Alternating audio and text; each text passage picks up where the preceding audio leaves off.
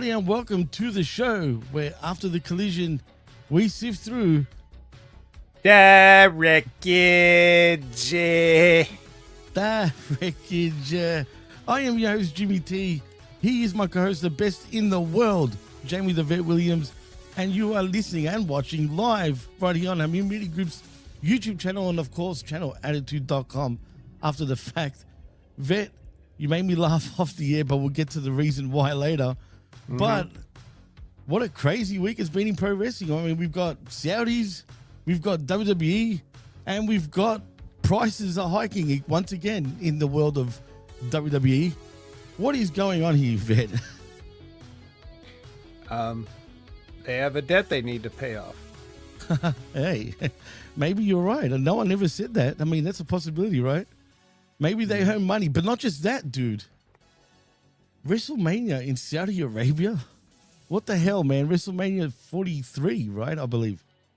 Yep. You got one WrestleMania to get ready and cope. Wow. And I believe Royal Rumble in 2026 is also in Saudi Arabia. And I've heard rumors and all sorts of stuff saying that apparently for the combination of both of those events, they've paid well over $350 million. Makes sense. So that's the thing that one thing people always have to remember is, well, people like to use this excuse when it's convenient and they're not emotionally attached. They like to say it's just business. But when it comes to something they are emotionally attached to, it's just business isn't good enough.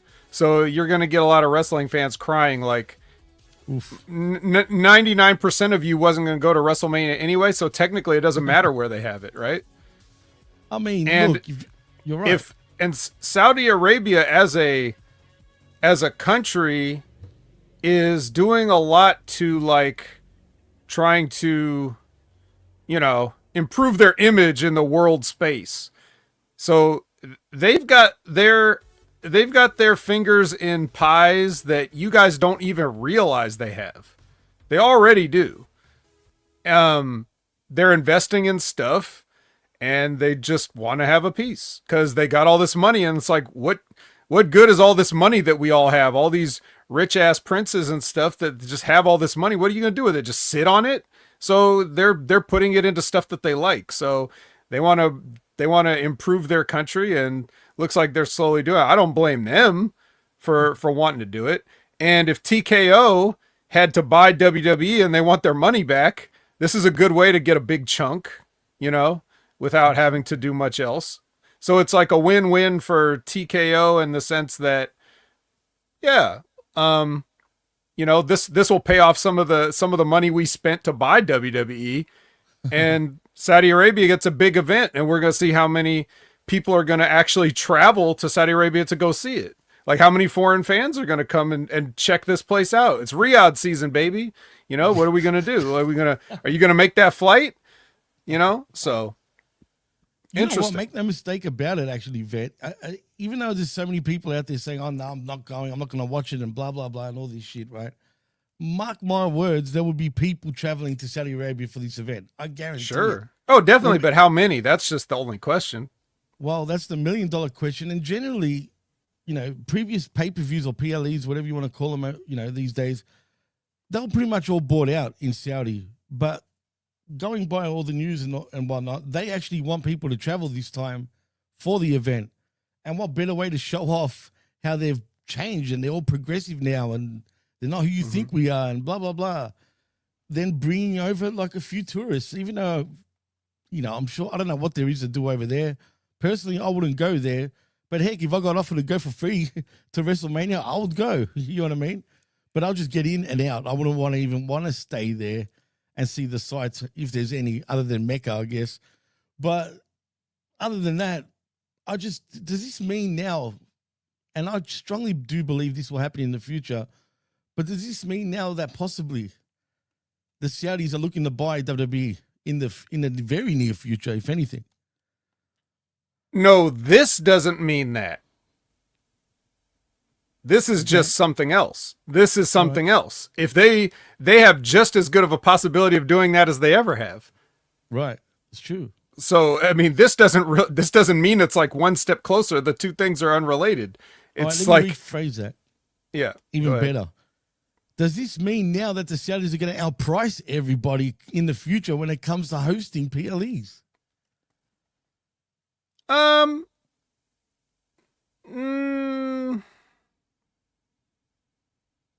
don't know. No? You don't think so? I can see it, man. No, because you know, you can't just have, like, then it's going to be, then it would essentially be the equivalent of like a Las Vegas residency then, wouldn't it? Well, yeah. And I don't think, no matter how sweet the deal is, I don't think anybody wants to headquarters there. So they would have to buy it to move it there. But I don't foresee them like just taking every Saudi bid. And I don't think Saudi wants to. Think about it this way. Look at it from this perspective. If you're trying to improve your image, right? You don't want to have everybody have the perception that you're trying to monopolize something that they all want. So you're going to bid on the stuff that you want, that you really want, and you're going to make those deals, and then you're going to let everybody do what they do the rest of the year. You don't want to look like you're taking it away from people. If that's what they want to do, if they're trying to improve their image, which they clearly are, that's not a good way to do it. So I think you have to consider those type of things. Like for the people that trying to clean up their image, you have to do acts of good faith, and you have to like show that you're a team player, right? Otherwise, everybody's going to hate you, which they already do anyway. So it doesn't matter. You know what? That was a good take. You actually made me feel kind of positive now about this in some weird way. Whereas, you know, everyone else that I've spoken to about it seems very, oh my God. It's, you know, like almost like the world's going to blow up. You know what I'm saying? But in saying that, I feel like that AEW, and we've all been saying this, should absolutely pounce on this, right? By, you know, marketing out to everybody that, you know, we're the cheaper, you know, we don't charge an arm and a leg to go and see an event. You know, we're family friendly and this and that, but they don't do that, dude. What's wrong with these guys? I'll tell you why they won't. Because Liz said that too. She said, you know, if they were smart, they could overtake WWE. But I think Liz really understands at the heart of it. I think she really does understand that's impossible. Well, it will never. There's absolutely no way that in any form or fashion AEW could overtake WWE, and it's the same thing I've been saying for years, right? Remember when I said my list of the 3 things holding AEW back? Right. Do you remember the list, Jimmy? Or does anybody in the chat remember the list? I don't. Or do you just remember? Do you only need to remember number 1? AEW's biggest problem is. Tell me, man, because it's been a while now since you said it. They're not WWE. Oh, well, actually, I do remember you saying that. Mm-hmm. Well, that's their biggest problem. It's like, it's the same thing with like Coke and Pepsi. Coke will never be overtaken by Pepsi. Coke will never be overtaken by Pepsi ever. And Walmart will never be overtaken by Target. The number 2s are going to be number 2 forever.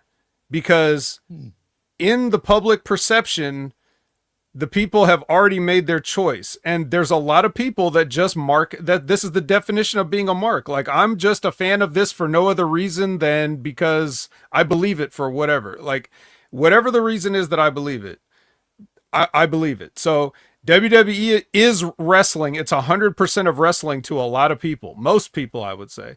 They only know that. They only care about that. They don't care about any other promotions. Even if they watch it, sometimes they'll like it, but they really only follow WWE, if that. So AEW can do whatever they want, and they will never overtake that. They can talk about how cheap their prices are, but they would just be lucky to get the people that can't afford WWE. Because WWE will always have a fan base that's rich enough to pay for those ticket prices, because paying for those ticket prices now, this sounds crazy, but paying for high price tickets is a status symbol. Oh God. Why do you, you know, it's a flex, as the kids would say. It's the same, like, nobody needs a closet full of Jordans, but people have it. Why?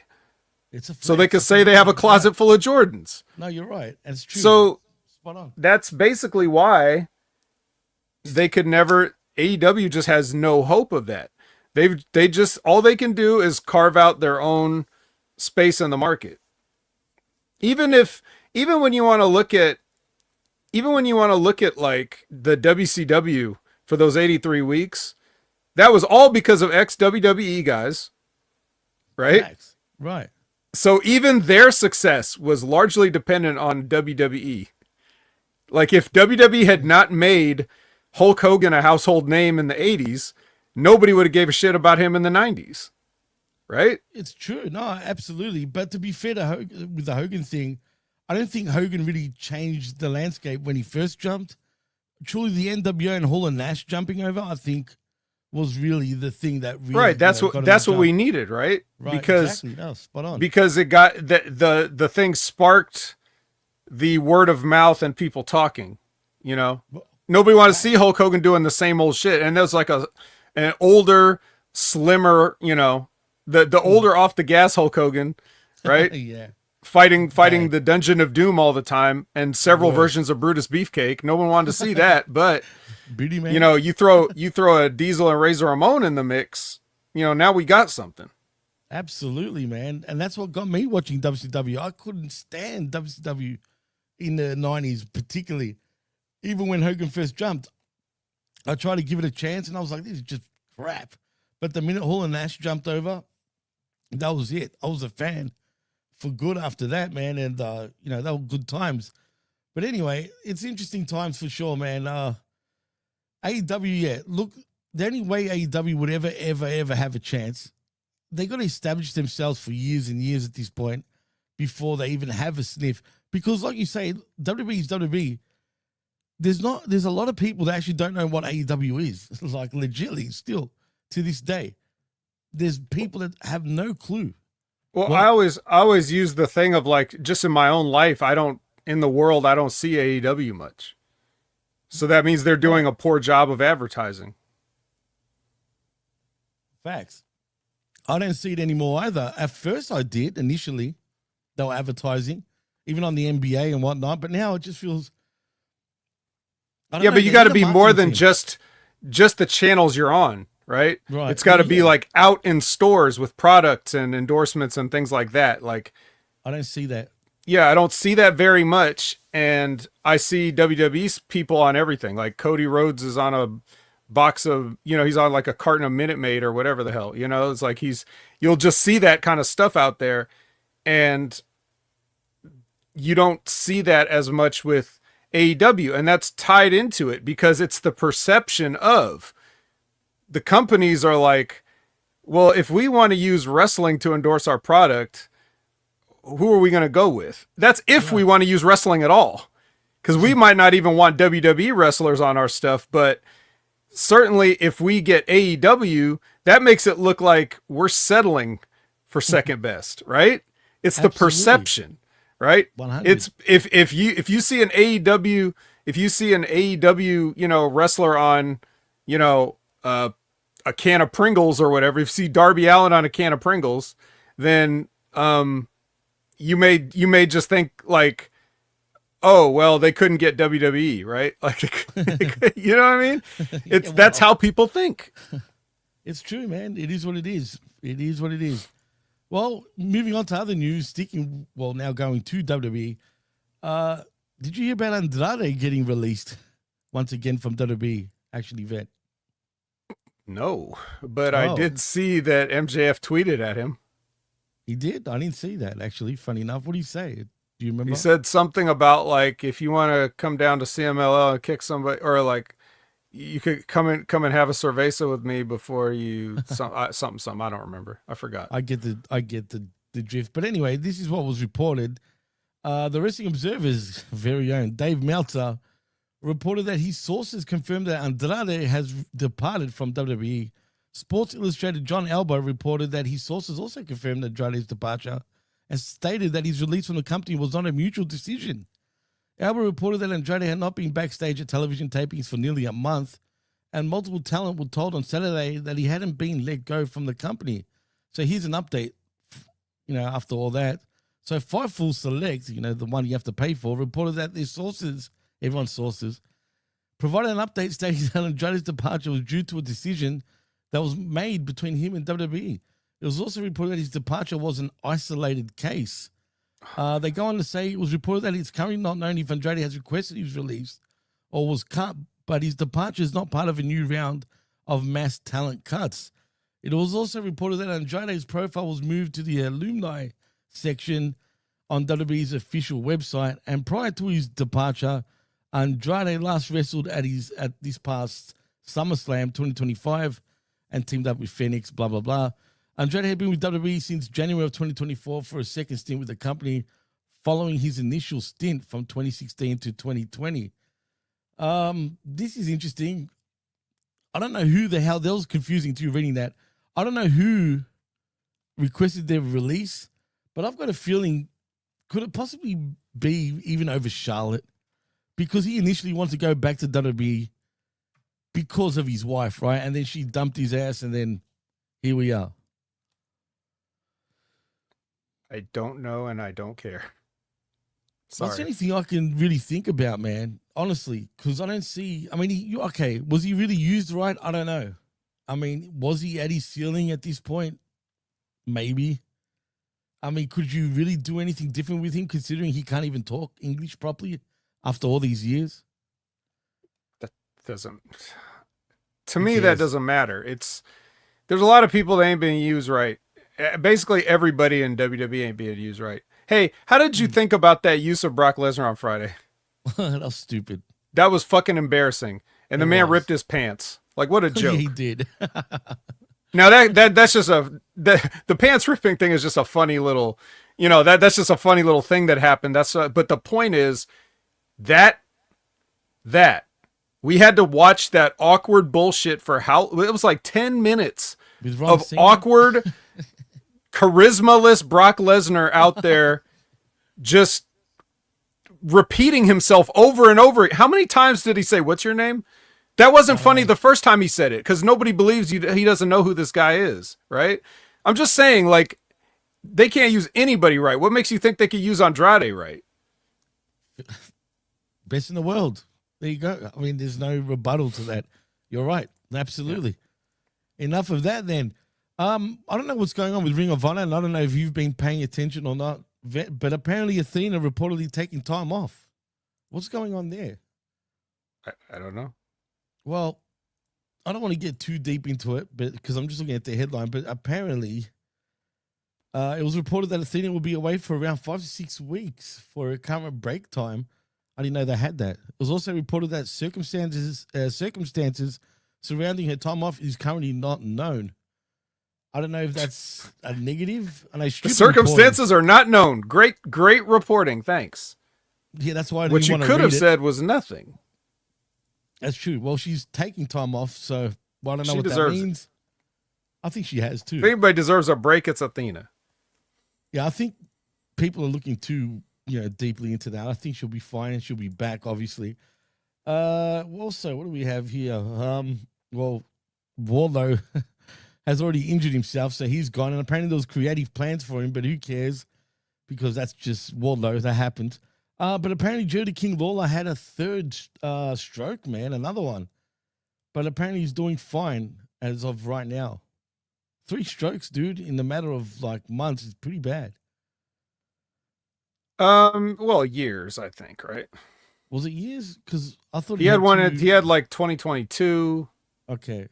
He didn't have 3 strokes all this week. No, of course not. No, absolutely not. But but to have a third stroke, man, I mean, it's pretty bad, dude. But he's still kicking, which is the important thing. RBV says, it's a good show when you're yelling at the screen. You want in? if you want in, let yourself in if you want to come on. Yeah, let me know, Rick, and I'll send you an invite. But anyway, so hopefully he's all right. Also, damn it, I just missed it. I saw it. Oh, yeah. WWE apparently is going to build a new performance center, apparently, which is pretty cool, I guess. In Riyadh? I'm not sure where it's going to be built. I'm assuming it's going to be at the same place, but let's just see, just in case it does say something stupid. No, it's in Orlando. It's going to stay the same. Okay. I assume they're going to maybe knock down what they own right now and then just make it into a huge, bigger sort of place. Now, let me just send an invite to RBV while we're talking. But anything to say about the Performance Center? Well, I mean, more performance centers is always good, but why do you need that? It sounds like another expenditure as, right. Again, they're trying to recoup costs, and building another performance center is going to be adding on to that, not subtracting from it. So, and there's a lot of talent that is not going to stick around. So if you're worried about space concerns, then you could handle that by cutting some of the fat again. I could give them a list if they want. Save them a lot of cash. Did you see Xavier Woods underwent surgery for lymphoma removal in his head? And did you see what came out of his head, by the way? Oof. Since when? Well, I didn't know he was suffering from that, but as of yesterday, I noticed it all over Twitter because apparently some of the IWC were calling him out saying that he wasn't injured, he's just faking it. So then he came out and posted his surgery, on the net, basically just some pictures, and the thing that came out of his head, dude, I kid you not, looked like a piece of KFC chicken, bro. Gross. It was disgusting. Ugh. Well, didn't he just work? He worked last night, didn't he? He did, yeah. He actually did. Okay, so this must have been a while ago then? Hold on, he didn't have a match, like he was just there, but he wasn't part of the match. Grayson Waller took his spot. Oh, okay. So he didn't actually work the match per se. Got it. But yeah, I didn't watch, so I don't know anything other than maybe some results, but. Oh, dude. Look, it was a fun show, put it that way. I mean, I'm happy for Dom. I'll say that much. You know what I mean? Come on, Cold Blooded. And I forgot to mention and thank you, Cold Blooded, for the $5 super sticker before the show even started. But, dude, no finger licking good over here, pal. Please. It was disgusting, man. If you come across it, don't be eating while you see it. Anyway, I'm sure I can't get it out of my head. It was big, bro. I'm not kidding. That yuck. That's all I'm saying. Anywho, we've got a special guest in the house. It is R to the B to the V. What's going on? I'm trying to get hyped for NFL Sunday, and you guys are getting my blood pressure even going higher. I'm terrified over here that the Jaguars, Tony Khan's Jaguars, are going to best the Bengals. And Vet's got my blood pressure through the roof. But I do. Start. The irony of this, first and foremost, Pepsi Cola smashes Coke. But I know the irony is because I am sitting here drinking a Coke product as I come on to defend. Not in sales, they don't. Not worldwide. Hold on. I know to your point you're talking there, Vet, is the Pepsi brand, but the company, Pepsi Cola, across is worth like 5 times that of Coca-Cola. Yeah, that doesn't matter. That absolutely doesn't matter. What I'm talking about, that top dollar does, but no, I know what you're talking about the brand. No, you're top dollar, but you're also spending all that money to compete with something, and the people are still buying the other thing. That's what I mean. Like, you can have the biggest business in the world, but if the people still look at you as like their second choice, then that's how they're always going to be. And they're never going to sell as many sodas as Coke sells because that's already imprinted in the mind. Anybody can be Microsoft's a bigger company than a lot of companies, and they waste a shit ton of money too. And they get outsold by like lots of where's Xbox in the video game console sales? Right? I'm not a nerd. Exactly. So, but they got more money than anybody. So whatever. Doesn't matter how big the company is. I'm just making the point of saying why AEW in the public perception, and why even WCW in the public perception in the 90s never overtook the WWF, because that branding was just too strong. That's the point, David, here there with the Coke and the Pepsi thing, but it was a great comparison there. But I think to the point though, just because you are a distant second, and the reality is that market share, it would take a miracle to even grab a good chunk of that. That's not a reason just for AEW to lay down like a dog. This this right now is a perfect opportunity to twist something. And even Tony's going to have to come out and admit, yeah, I know I'm a billionaire. I grew up having afforded all these things, but being a wrestling fan, going back to I booked for the sickos for you people, for even further that the families that want to come out and enjoy something like this, I promise to you, commit to you, we're not going to take $1,000 for a family of 4 to come out to one of our events. This is wrestling by the people, for the people. Mm-hmm. I don't think they should dismiss that opportunity to try to grab a good, what they can of this market share. Okay. I do agree, which said that one of the hindering things is they're not WWE. I think that is their biggest positive right now. What hurts them is they're trying to be a wrestling company instead of an entertainment company.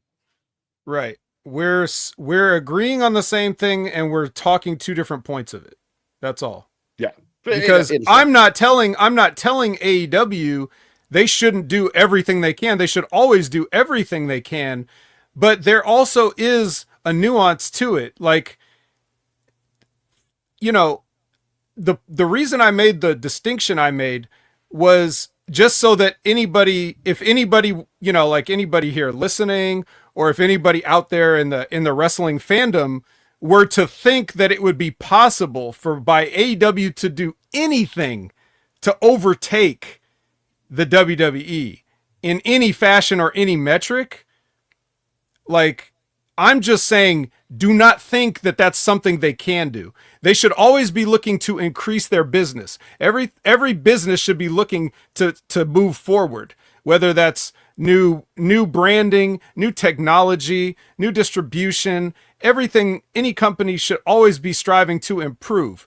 I'm only saying, if anybody thinks that there's a chance that means that they're going to do it, just don't get your hopes up. That's all my point is. I'm not, I'm just talking the one point of it. Now, I got a point on it. Just as far as, oh man, I had something else good too, but, I think I lost my train of thought going there. While you're thinking on that, I'm going to snap into one of our great sponsors, Slim Jim. Nice. Be careful you don't fall through your table at home. Yeah. That would be a spot. I don't think you gimmick your own table beforehand, so we don't want to lose you before we even get started here. Right.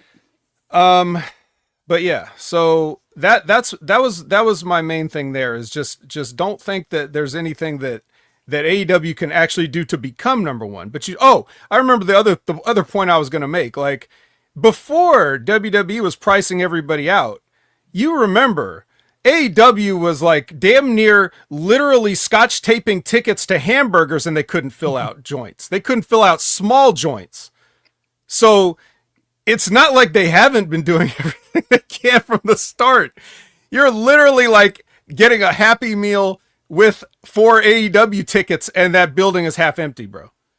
They have no chance. 0% chance. The other point here with AEW, I think that what really hurts them is that Tony Khan believes that wrestling is still over. And I'm sorry, I've been saying it for a while. Mm-hmm. People think I'm crazy with it. It is not over. The WWE business model is over. I mean, you look everywhere else. I mean, we are seeing some big shows that are drawing gates, but they're not sustaining that from week to week for television, for things like that. So, and WWE is in the business of big events, streaming, and their brand. That's what TKO sells, and they can substitute that business model for fighting, for bull riding, or whatever that case might be. So wrestling is just a product, a catalyst for them. They're outselling that big event experience. They are hustling down all those sponsors. So if AEW wanted to even get serious with it, they have got to revamp, or pretty much from the ground up, rebuild a whole marketing business strategy there. But they're not. They still think movesets and rope work are going to get them over. Yeah, or maybe they just know that that's all they can do, right? Like they think they know that. But it's you're right. I mean, the best thing about WWE is they've put everything in place to be good. You remember years ago when I first came to HMG, and you and I'm talking about now, RBV, I would say something like, WWE needs a more sports-like presentation. You would push back and say that it's more about the entertainment. And I was saying, well, we're not losing the entertainment part. I'm just saying they need to be more sports-ish than they have been, because there was a lot of random crap in the Vince McMahon booking era that really didn't mean anything, and we're just spinning our wheels, right? So fast forward to now, what you're seeing is kind of what I'm talking about. This is the presentation I want, where everything just feels like there's a lot of downtime. The same way, you know, like when you remember when you'd order a Tyson fight, nobody was watching the undercard. You're all hanging out, eating food, drinking beers, waiting, right? And that's what Raw is like. That's what SmackDown is like. You don't have to be paying literal attention to every single thing. It can be a thing that's on in your house. It can be a gathering event. Big pay-per-views could be a gathering event. Weekly TVs can be a gathering event. It's just like you may be watching the NFL this weekend. You may get up to go to the fridge because you don't need to worry about 2nd and 8 in the third quarter at this particular moment. It's not a big deal. That's how wrestling has sort of shifted, where they were always trying to just do a bunch of stuff that meant nothing before because they had no plan and they had no goals and there was no business advancement. Right? So now you're seeing what my vision of it is. The only thing missing from it is logic. They still don't have. And now we need to talk, now that they've marketing the brand and getting that out there and incorporating more sponsorships and things like that than they used to. Now what's missing is the individual marketing. You're not doing a good enough job at promoting all of your players as superstars. Some people feel important. Other people feel like filler, and that's a problem. Everyone should feel important, and there's no reason for them not to, because if you've got guys doing, like, it's exactly like what Ben was talking about as far as like LA Knight and Jey Uso and the Slim Jims, right? Like, what you're doing there is going right in the face of your own sponsorship deal, right? And you're making people look stupid. Why should Jay do that? It doesn't make sense why he would do that. And that's not what you want the fans to see him do anyways. So WWE needs to figure out who their characters actually are and how to market them correctly and present them correctly in this new sports-like presentation that they've cultivated. Then we'll really be cooking on all cylinders. The fact that they're doing such good business now, having not figured that part of it out, is excellent, but it can be, like I said, the incremental steps even better. How much, the Kobe Bryant thing. Hey, how many more tickets can we sell? More tickets, right? There's always more money to be made. So you figure those things out. They've put the things in place. They're ready to just take off even further. Now they just got to figure that part out. And, we'll see if they can do it, but as we see, it's not looking good. As we see professional wrestling shift more towards the sports, presentation, like, if you will, or more sports oriented, that sort of fashion. What do we see on the other side? We see the NFL shifting more towards a professional wrestling side. They are creating the characters. Mm-hmm. They are creating the storylines. We've got game day stuff on right now where they're telling us behind the scenes stuff about why we should emotionally connect to certain individuals. Why, since, he is the boy next door, but by many, he is vilified as Patrick Mahomes, and you watch the Chiefs to watch the heels to lose a game like that. The biggest overing thing is a love story between a pop star and a tight end. They spend so much time investing in that. The NFL, pro sports out-pros pro wrestling when it comes to that aspect of the characters and the drama that they're creating. Right, and they haven't fully exposed their business as a work yet. Exactly. To us, we can see it. We can see the work in there and truly expose it all. Yeah, we can see the work. Us here and you smart listeners of HMG, you can all see that. But like the average population still doesn't see there being work. They think this football is real. They think all these flags are legit and whatever. So when that's exactly what I'm saying. Like NFL was already cooking. And then they were like, but who don't we have? 14-year-old girls. So how do we get that? Go get Taylor. I'm not saying they orchestrated a romance, but I'm not saying they didn't. And I'm not saying that when they saw an opportunity, they didn't pounce on it, right? Because you have to go for who you don't have. And they're not trying. That's the other thing. In wrestling, we often hear the word casual fan, which is complete bullshit. There's no such thing as a casual fan. And nobody should be trying to get casual fans because I don't want people that will leave me at the drop of a hat, right? I am a casual McDonald's eater. If McDonald's counted on my business to keep them sustained, they'd be bankrupt in 6 months from now. Right? Like, as far as like, if everybody thought like me. So what McDonald's has is they addict people to their food so they keep coming back. That's what the NFL has, and that's what the WWE needs to get. You need to get something that we can't live without, right? Well, what you got there, at McDonald's is McLovin' me. I'm going to get them for dinner later on. But with inside that NFL audience, and they're not casuals because they, in the sense that they are diehard to be there, but 85% of that audience really doesn't have a solid understanding of the game. They know they got to march down the field, try to get a touchdown, and you're trying to pick up 10 yards at a time. That's the basics. They're not going to tell you, blitz packages or, Nope. gaps that you're shooting for the running back or anything like that. Really? But is that what sort of fan base follows the NFL? No, for real? No, and that's what they did. The Wow. NFL intentionally did that. They created an event. You just want to, like, you go out for these games on Sundays, bars, restaurants, houses are going to be filled up with people that just want to gather together to be a part of the social experience. Mm-hmm. That is the NFL. Right. Jimmy, it's about the food, the drink, just the camaraderie. And as Vet was saying, they'll occasionally watch through the first 3 quarters and then it gets intense, or as the play picks up, they'll start paying a little bit more attention, but they don't know what they're cheering at. They're just like a WWE audience that just goes to sing along and for the big pops. That is an environment that the NFL has created.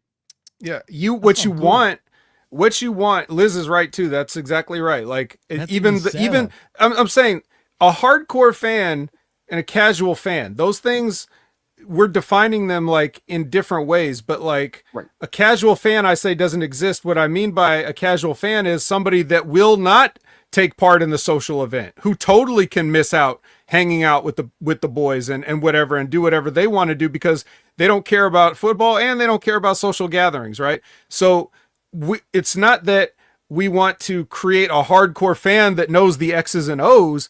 What we want is somebody like the guy that Liz is talking about, who just sits on in his lazy boy and has watched the NFL for 50 years because he watched it with his dad when he was a kid, and he's watching it now because it's just a thing to do, and he couldn't tell you. He doesn't know the difference between any of the plays or anything. He just knows when the referee goes like this, it's a touchdown. That's all he needs to know. So you need to get you're not trying to draw casual fans as WWE. What you want is to cultivate the fan that will never leave. They're not a hardcore fan because it's like they know, because they need to watch every episode of Unreal. They're a lifelong fan because it's tradition now. That's what you need. You need to get people and hook them forever. That's what you want to do. It's not like, do stuff for the hardcore marks or just do stuff for the people that can one day just decide to never turn on Raw again on a whim, right? We need to get the hooks in early to the kids to make it cool. We need to make it so that it's still cool when you're older and you're not dorky for liking it. You have to make it something that's socially acceptable. I think WWE is going in that direction now. They're not all the way there yet. There's still a lot of silliness and still a lot of phoniness that you have to overcome because that's generationally built in too. The haters are generational also. There's going to be people that their dad was like, why you watch that fake shit? And they're like, yeah, why do I watch that fake shit? I don't want to disappoint dad, right? So they just don't. You know what I mean? So we need to make it so many times, bro. Yeah, we need to. We're taking steps towards making everybody a lifelong fan. We don't want somebody to not, we don't want somebody to put the remote away forever. We want them to always be coming back, right? That's different than that. That doesn't mean that you cater to what the internet is saying. It just means that you have to be less fucking embarrassing when somebody's walking through the room and you're watching it. That's all. The reason that I've been out in public sometimes where it's kind of like, you got to kind of hang your head like I'm the one watching this, but we keep in this conversation, and it's regular because we're conditioned for it. We keep using the buzz term fan. When you go inside the TKO boardroom, when they're talking their business, when you go inside the NFL, they're replacing that word fan with consumer. And that's really what we are to them. We want to think we're a little more important. Rule number 1 that I learned when I started doing marketing for the bar and restaurant business is we don't market to alcoholics. We don't need to. because they're going to be there to spend their first and last dollar 100%. on the alcohol. Smokers. So for it was us here, you know, in the podcast game that have worked inside the business, they're pundits of it or whatever, you know, we are in that very small percentage that are thinking that we're some kind of elitist and special in that sense when we're all just a basic consumer to those business models. It is what it is. Facts. That's all our value. No, it's true. It's sad too, man, but it is what it is. Unfortunately, that's where we're going with everything these days. Hey, and it's but you know, I asked you, Jimmy, yesterday because I was one of those initially was a little mad when you know the news broke and all that. Like, how dare they sell our show, WrestleMania's Right, no, but then I started thinking about it. It's like, what would I do for well over $100 million? Exactly, right. I would do a lot of gross, disgusting stuff far beyond selling my soul to the Saudis for that much kind of money. Right. But like we were saying, we're arguing why we're disappointed, but then we were like, but you know what? Look how much money they're making. You'd be an idiot not to friggin' make that money, right? I mean, let's be real. Just because a whole bunch of consumers are complaining on the internet and whatnot. I know, some of that backlash is funny. I know you and I, you know, we broke down Worlds Collide, and I mean, even they were booing when that video played. You sold out. Everyone's gonna get used to it, man. They're not gonna run away from WWE. Everyone talks shit. Let's be real. I'm not gonna blow my money, but yet these guys, everyone is spending their money to attend WWE events. Still, you know what I mean? For me to go to a house show, like I said, the one that's coming up in Melbourne, vet for nosebleeds, $200 a ticket. House show. 200 Australian.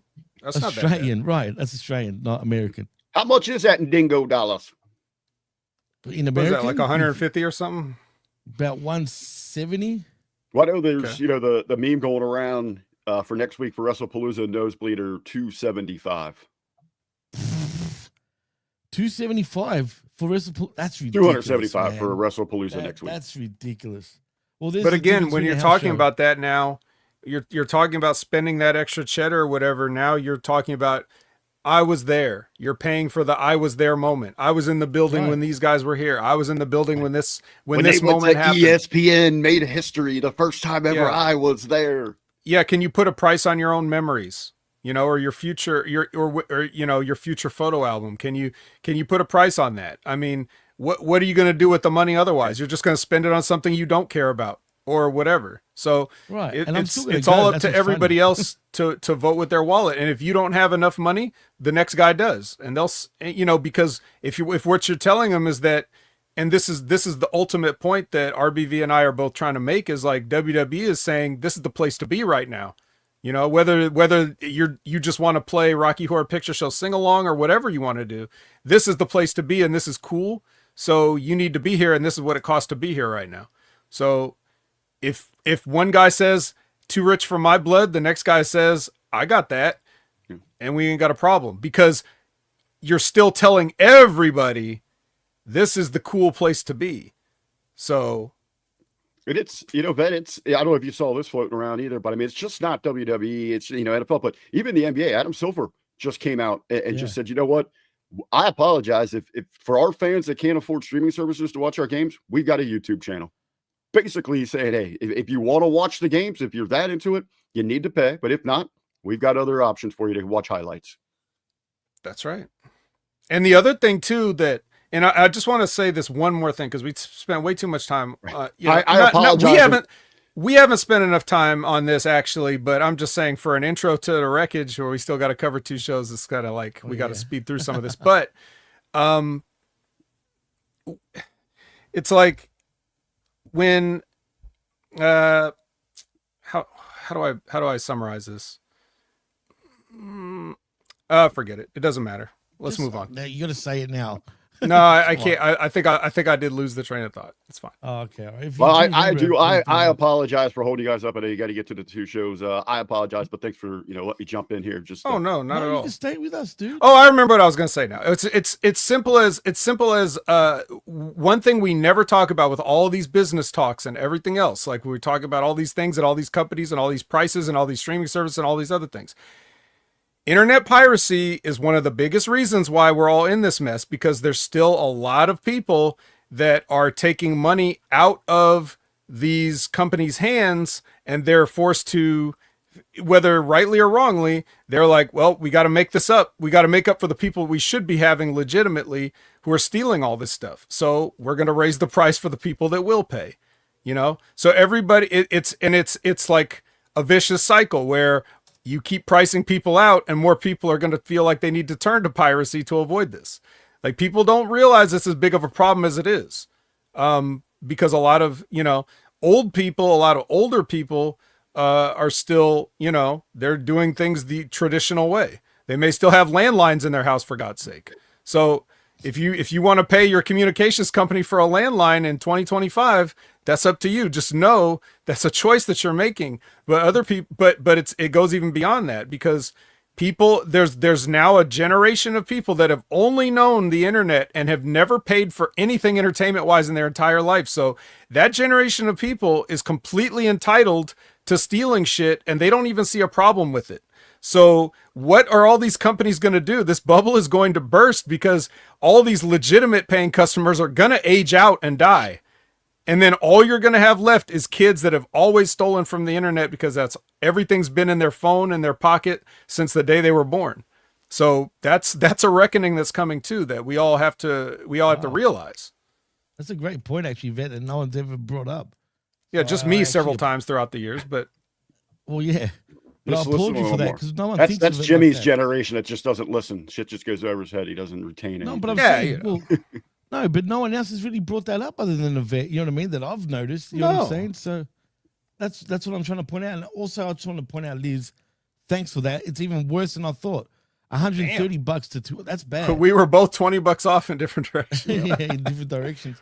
You know, that's pretty bad, man. It's gone even lower, to be honest. So, Yeah. whatever the case. So what we're saying is that's a nice cheap ticket, Jimmy, and you better buy that, and you better Yeah, get for us you, a maybe. live report.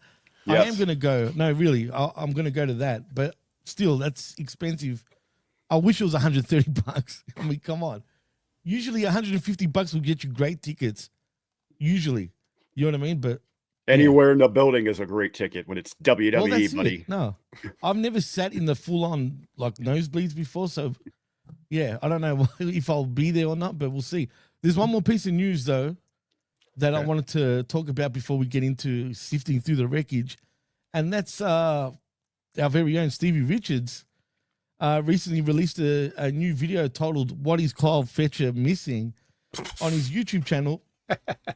Right, yeah. I already know where this is going, so. Right, this video featured Richards criticizing Kyle Fletcher's ring work in AEW and claiming that Fletcher has nobody to learn from in AEW due to AEW's backstage culture. Richards also claimed that Fletcher would be better off going to WWE and learning in NXT if he wants to be a better wrestler. So on a recent episode of the Ringer Wrestling Show podcast featuring Kyle Fletcher himself as the guest, one of the topics discussed included Fletcher's thoughts about Richards' comments about him and his belief that Richards did not make them in good faith due to him knowing nothing about AEW's actual culture. So this is what he had to say. I went on and I watched the full thing. Everything that he said, I watched, and he goes, look, I'm open to any of all critiques. That is fine. He has an opinion on who I am as a wrestler, and that's fine. It just doesn't feel like he's in good faith, though. If that makes sense, I think a lot of those guys, they kind of look for the buzzwords and the things they are going to get clicks or whatever. He spoke a lot about the culture is in, this doesn't make sense, is it AEW? I don't think he knows anything about the culture at AEW. He said there is nobody there for me to learn from. I think that's absolutely fucking horse shit. You know what I mean? I'm learning from people every single day that I'm there, and there's so many great minds. There's Bryan Danielson almost every week. I'm open to criticism. I just don't think it was in the best faith. He goes on to say, no, I am open to critique at any and all times. I am only 26 years old. I'm still trying to learn this fucking business, man. I have a lot more room to grow for sure. There is a lot more he said, So, but I'm not gonna okay. bother with the rest of it. Real You quick, get the let gist. me ask something there. He's an Australian guy, right, Fletcher? Yes. All right. Did he actually in that quote say, "You know what I mean"? Or No. did you add that? No, he did. Yeah. I Okay, read exactly. because is what that he like an said. Australian thing? Because you say it all the time, so that's just like a common I thing. do down say there it. You're you right. guys You're say. right. That's, and I'm self-aware of that because Yeah. I actually say that to my friends too and whatnot. But All right. Yeah. So additionally, for Vet really dissects this there, I'm even thinking that this, with him going off the cuff, even having to go to the curse words and all that, it kind of backhanded a little bit here. But his response maybe just verifies Stevie's comments even more, that he is young and he doesn't have someone teaching him. This is a very piss poor PR answer from Fletcher. But that just the deep dive into what he said there. I don't know. I feel like Kyle Fletcher is fair with his comments because look, as a friend and a fan of Stevie, like, I understand that at times his overall frustrations with things can get him like into a zone and he'll like make some assumptions about stuff. I don't think he would deny that he does that. So if he's saying, yeah, like he has nobody to learn from, well, maybe he's just saying that and that was a poor choice of words in the moment when he's recording his show.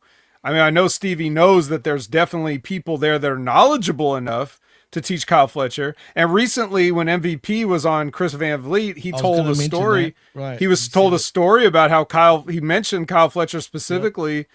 I don't think it was in response to this. Maybe it was. I don't know. It wasn't. Actually, wasn't. It wasn't.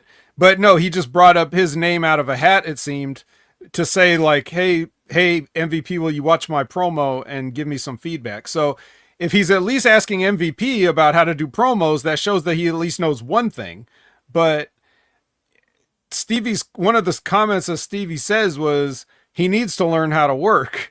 And there is no disputing that, because doing a bunch of moves that are fucking dangerous is not working. Working hard in the ring is not working, right? So he does, if I'm not saying that he's not necessarily asking all the right people, or maybe he doesn't know the questions to ask. So it's not like but I think him saying that he's open to critiques and that he thinks Stevie doesn't know the culture. It's hard to know the culture when you're not in the culture. So I understand how Stevie can just make some assumptions. I also know that Stevie is in contact with some people that are at AEW, but he's still at only the mercy of the picture they paint. So, or specifically to the questions that Stevie might ask or the conversations that they might have. And if none of those conversations have ever involved Kyle Fletcher, then you can't make 100% of a great comment about Kyle Fletcher's, cultivation in the company.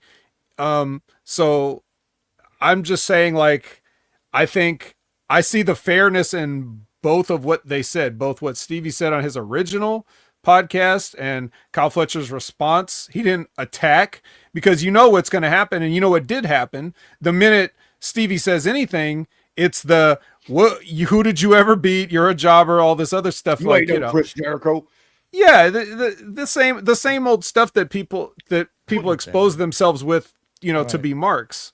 So like, he's already, every word that Stevie says, he's already foreseeing that future of like the comments that he's going to get on any of these things. And the fact that James and the other guy, blanking on his name right now, the producer that works behind the scenes with them, that makes these clickbait titles and everything, that's what's going to draw these people in. A lot of times they'll have a quote, a pull quote, or a headline or something that's really just out of context for the clickbait. And then you listen to what Stevie said, and it's very fair and normal. And he talks both sides of the issue a lot of times and covers all his bases and everything. But just that clickbait title, a lot of people don't even watch the video. They'll just see the title. And we're in headline only culture where people just can't be bothered to actually read or listen to something. They just see the headline and then they already go to the comment section. So, but to that fact, I think it speaks. So he is young, 26 years old, and maybe those aren't the questions he's asking backstage or getting mentored in, getting some leadership about the PR. He very easily, instead of kind of going off course, even using profanity inside of that, where it was kind of like a half-hearted kind of fire back, protect AEW. It should have been just that. Hey, I know Stevie Richards probably has some connections, some people he's talking to. I don't think he's getting the full scope. I am, if I'm Fletcher here, I am talking to the likes of a Jerry Lynn or, whoever, the other agents make cases. So I am trying to learn in that aspect. And he should have thrown it right back. He said, hey, if Stevie really wants to see what our environment's like, then I invite him to personally come down to one of the shows. We'll find out when we're in his neck of the woods, do something like that. That's your more professional answer instead of just trying to get that heat stirred up. And it just probably got under his skin a little bit, because Stevie's not back there. And it is, everybody is talking smack about our locker room. They're not a part of this. And he just probably got a little fed up and fired back with it. Right. Or if in the case of like, if Stevie's right about everybody else, but not me, don't like, I'm not, if the shoe fits, if the shoe doesn't fit, I'm not going to wear it type thing. So if you want to defend yourself or like the culture, but you can only defend the culture as it pertains to you. Right. Like if I'm Kyle Fletcher and I hear somebody saying things about me and they're not true about me, right? Then I can say, from my perspective, that's not true. But from everybody else's perspective, maybe it is, so whatever. But I think we've already given Kyle Fletcher enough airtime here. Yeah, but that was you guys good. To talk more about him too. It was actually very unbiased, which I actually liked hearing. And last but not least, and I don't need you guys to really, opinion over it, but it's still news. AEW signs a 5-year deal with TEG Sports to run more AEW events in Australia. So basically, as of this year till 2029, they signed a deal where they're going to do more shows every year between now and 2029. Goddamn AEW. So, AEW sold out to Australia. Well, yeah, more quiet. More live on-site wreckages. Yeah. I'm planning on going to Sydney for the Grand Slam that they're having over there. And they also have a house show in Queensland, in Brisbane, like they did initially. Is that a warning for Sydney? No, Sydney's not far, really, man. That you'll be there? So. No, you know what? I'll get Pierce to come down too if he comes, because he's from Sydney. So we'll see. Maybe we'll meet up over there. What about New Zealand? Well, what about New Zealand, Charles? I mean, I don't know. Look, the TG also runs stuff in New Zealand as well. So maybe, just maybe, they might just get a show. But unfortunately for New Zealand, everything sort of gets pushed towards us instead of them. But it is what it is. But anyway, that's about it. That's the news. And I think it's time to put the gloves on, boys. I say I'm gonna let you guys get to your show here because I know it's easier with two. I'll go ahead and gracefully, stay, please, gracefully bail out. I just realized that I left something running outside that I have to go to. I got so fair enough to come in here, but hey, I do want to put a Frank out of here. Tomorrow will be Monday here in the States, high noon. Former WWE referee Jimmy Cordero is going to be joining Ben and I in the Monday locker room. Looking forward to that, actually, man. Hey, a referee that might actually know something about refereeing. He actually does. We'll find out about that zebra culture. Well, he's probably going to make assumptions about the culture now, right? He's been out of it, so. Yes. All right, guys, have a good time. I did catch the shows. Looking forward to how you guys break them down. They just closed out. They're done in Philly, right? So now we're moving on. Yep. All right, thanks, RBV. All right, see you guys. By the way, thanks, RBV, man, as per usual. We'll see you on the locker room. We've been, and of course, Jimmy Corderas. Looking forward to that. Thank you, guys. Also, Aaron says, did the vet speak about Daniel Garcia and the Death Riders? I did not miss it, right? I can confirm you haven't missed it yet, Aaron. So, yeah, just stay tuned. Anyway, vet, let's put the gloves on, dude. All right. Well, guess what?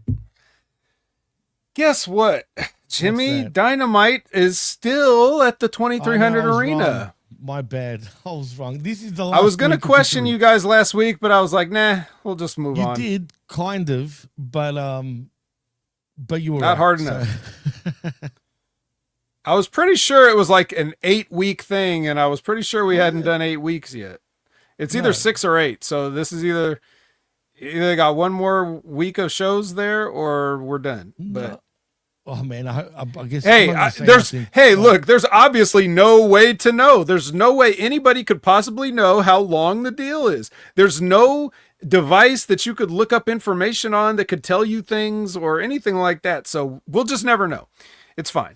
Brian Danielson makes an entrance because he's going to be doing commentary, but he gets his music. Then we're starting out with Hang Person versus Josh Alexander, a main event anywhere in the world. You know what you got to love about a guy like Hangman, right? Is just the psychology. You know, this is that culture in AEW where, you know, I guess everybody, like, people don't, you know, people think it's total bullshit that there's no culture of knowing how to work, because Hangman had the great idea to give Josh Alexander one of his finishers on the apron. I'll give you the dead eye on the apron, bro. You, the guy, Josh Alexander, bro, with a history of neck problems and a neck surgery under his belt, bro. Right? A neck surgery under his headgear, right? Yeah. I'm going to give you the dead eye on the apron so that you can do what? So that you can go to the floor and stand up so that I can hit you with my no-look moonsault. Ooh, that's fully sick, bro. That is fully sick. I mean, seriously, it's just stupid, man. Again, I can't stand either one of these guys. Josh Alexander's got no personality in AEW at all. And Mr. Butterfly Man himself doesn't even understand psychology in pro wrestling, so let alone know what the hell he's doing.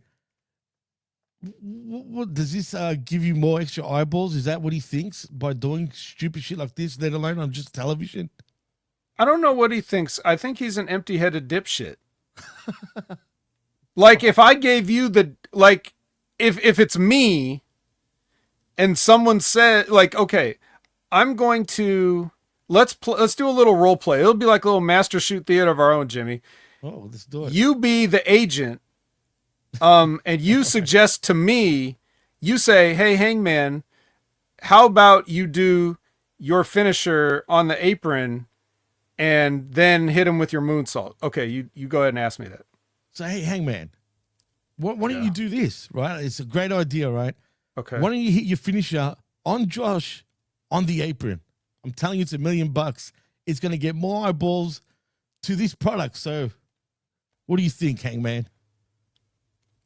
Is he going to get stretchered out after that? Yes, he will, but it's all good. It doesn't matter. Then I like it. Well, there we go. Then we're all for it. Josh, what do you think? He'd be like, yeah, sure. Yeah. Whatever, man. Doesn't matter. I'm all for the company. You know what I mean? Yeah. I'm down. Well, yeah. Yeah, I mean, it's one thing if you don't, like, you're like, Hangman's basically saying, well, Josh Alexander's Superman, or he's saying I'm weak. Either way, you're not looking good. So you could just not do it. You could just not get all of your shit in all of the time. But, you know, everybody complains about everybody getting their shit in, but I'm painting this picture, and it won't be the last one I paint. I've got a whole set of brushes and a whole canvas and a whole other things that I could paint about how these guys don't understand wrestling psychology, so that even that you guys, like, who really never had to think about this kind of stuff, right? Even you can understand how it's silly, right? I mean, what's the point of even doing moves on the apron? The whole idea is that you're supposed to know that it hurts more because the apron's the hardest part of the ring, since Taz taught us that since he was a SmackDown announcer, right? It's his fault that we get all these bumps now. It's all Taz's fault.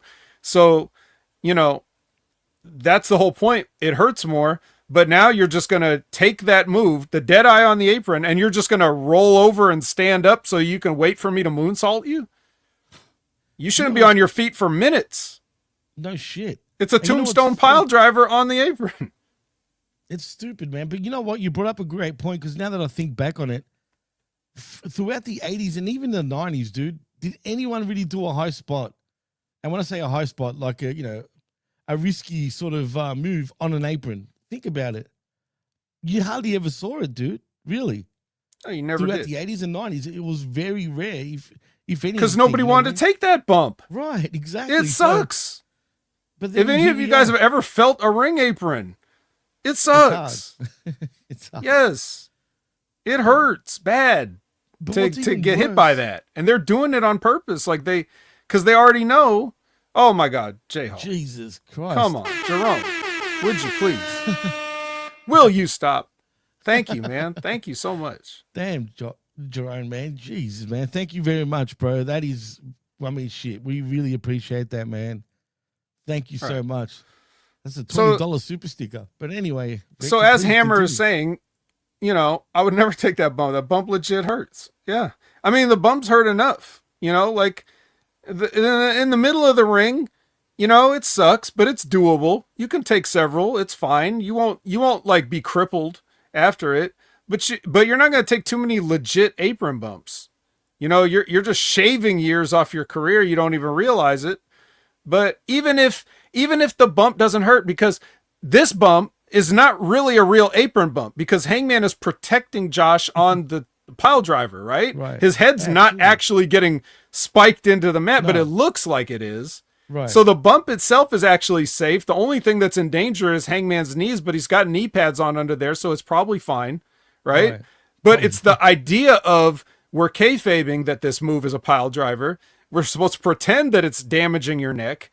Right. We know this guy has, or even if we don't know, it's bad enough. But if you know that this guy's already come back from a neck surgery once because he had a broken freaking neck, then you would think this move would be even more devastating, and this should re-aggravate his neck and he should get carried the fuck out of here.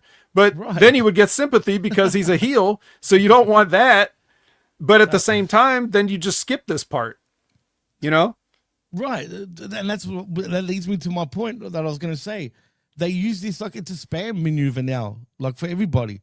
You know what I mean? It doesn't even mean anything. Like you said, Yeah, he turned this into a combo. Right, exactly. And that's Like what's this is frustrating, like man. this is a Street Fighter combo or something. Like Jesus no. Christ. Anyways, enough. We've spent too much time on this. Right. No, but it was a great point, man. Obviously, the buckshot lariat's what's going to end this, right? So So again, why flip to do a freaking clothesline, right?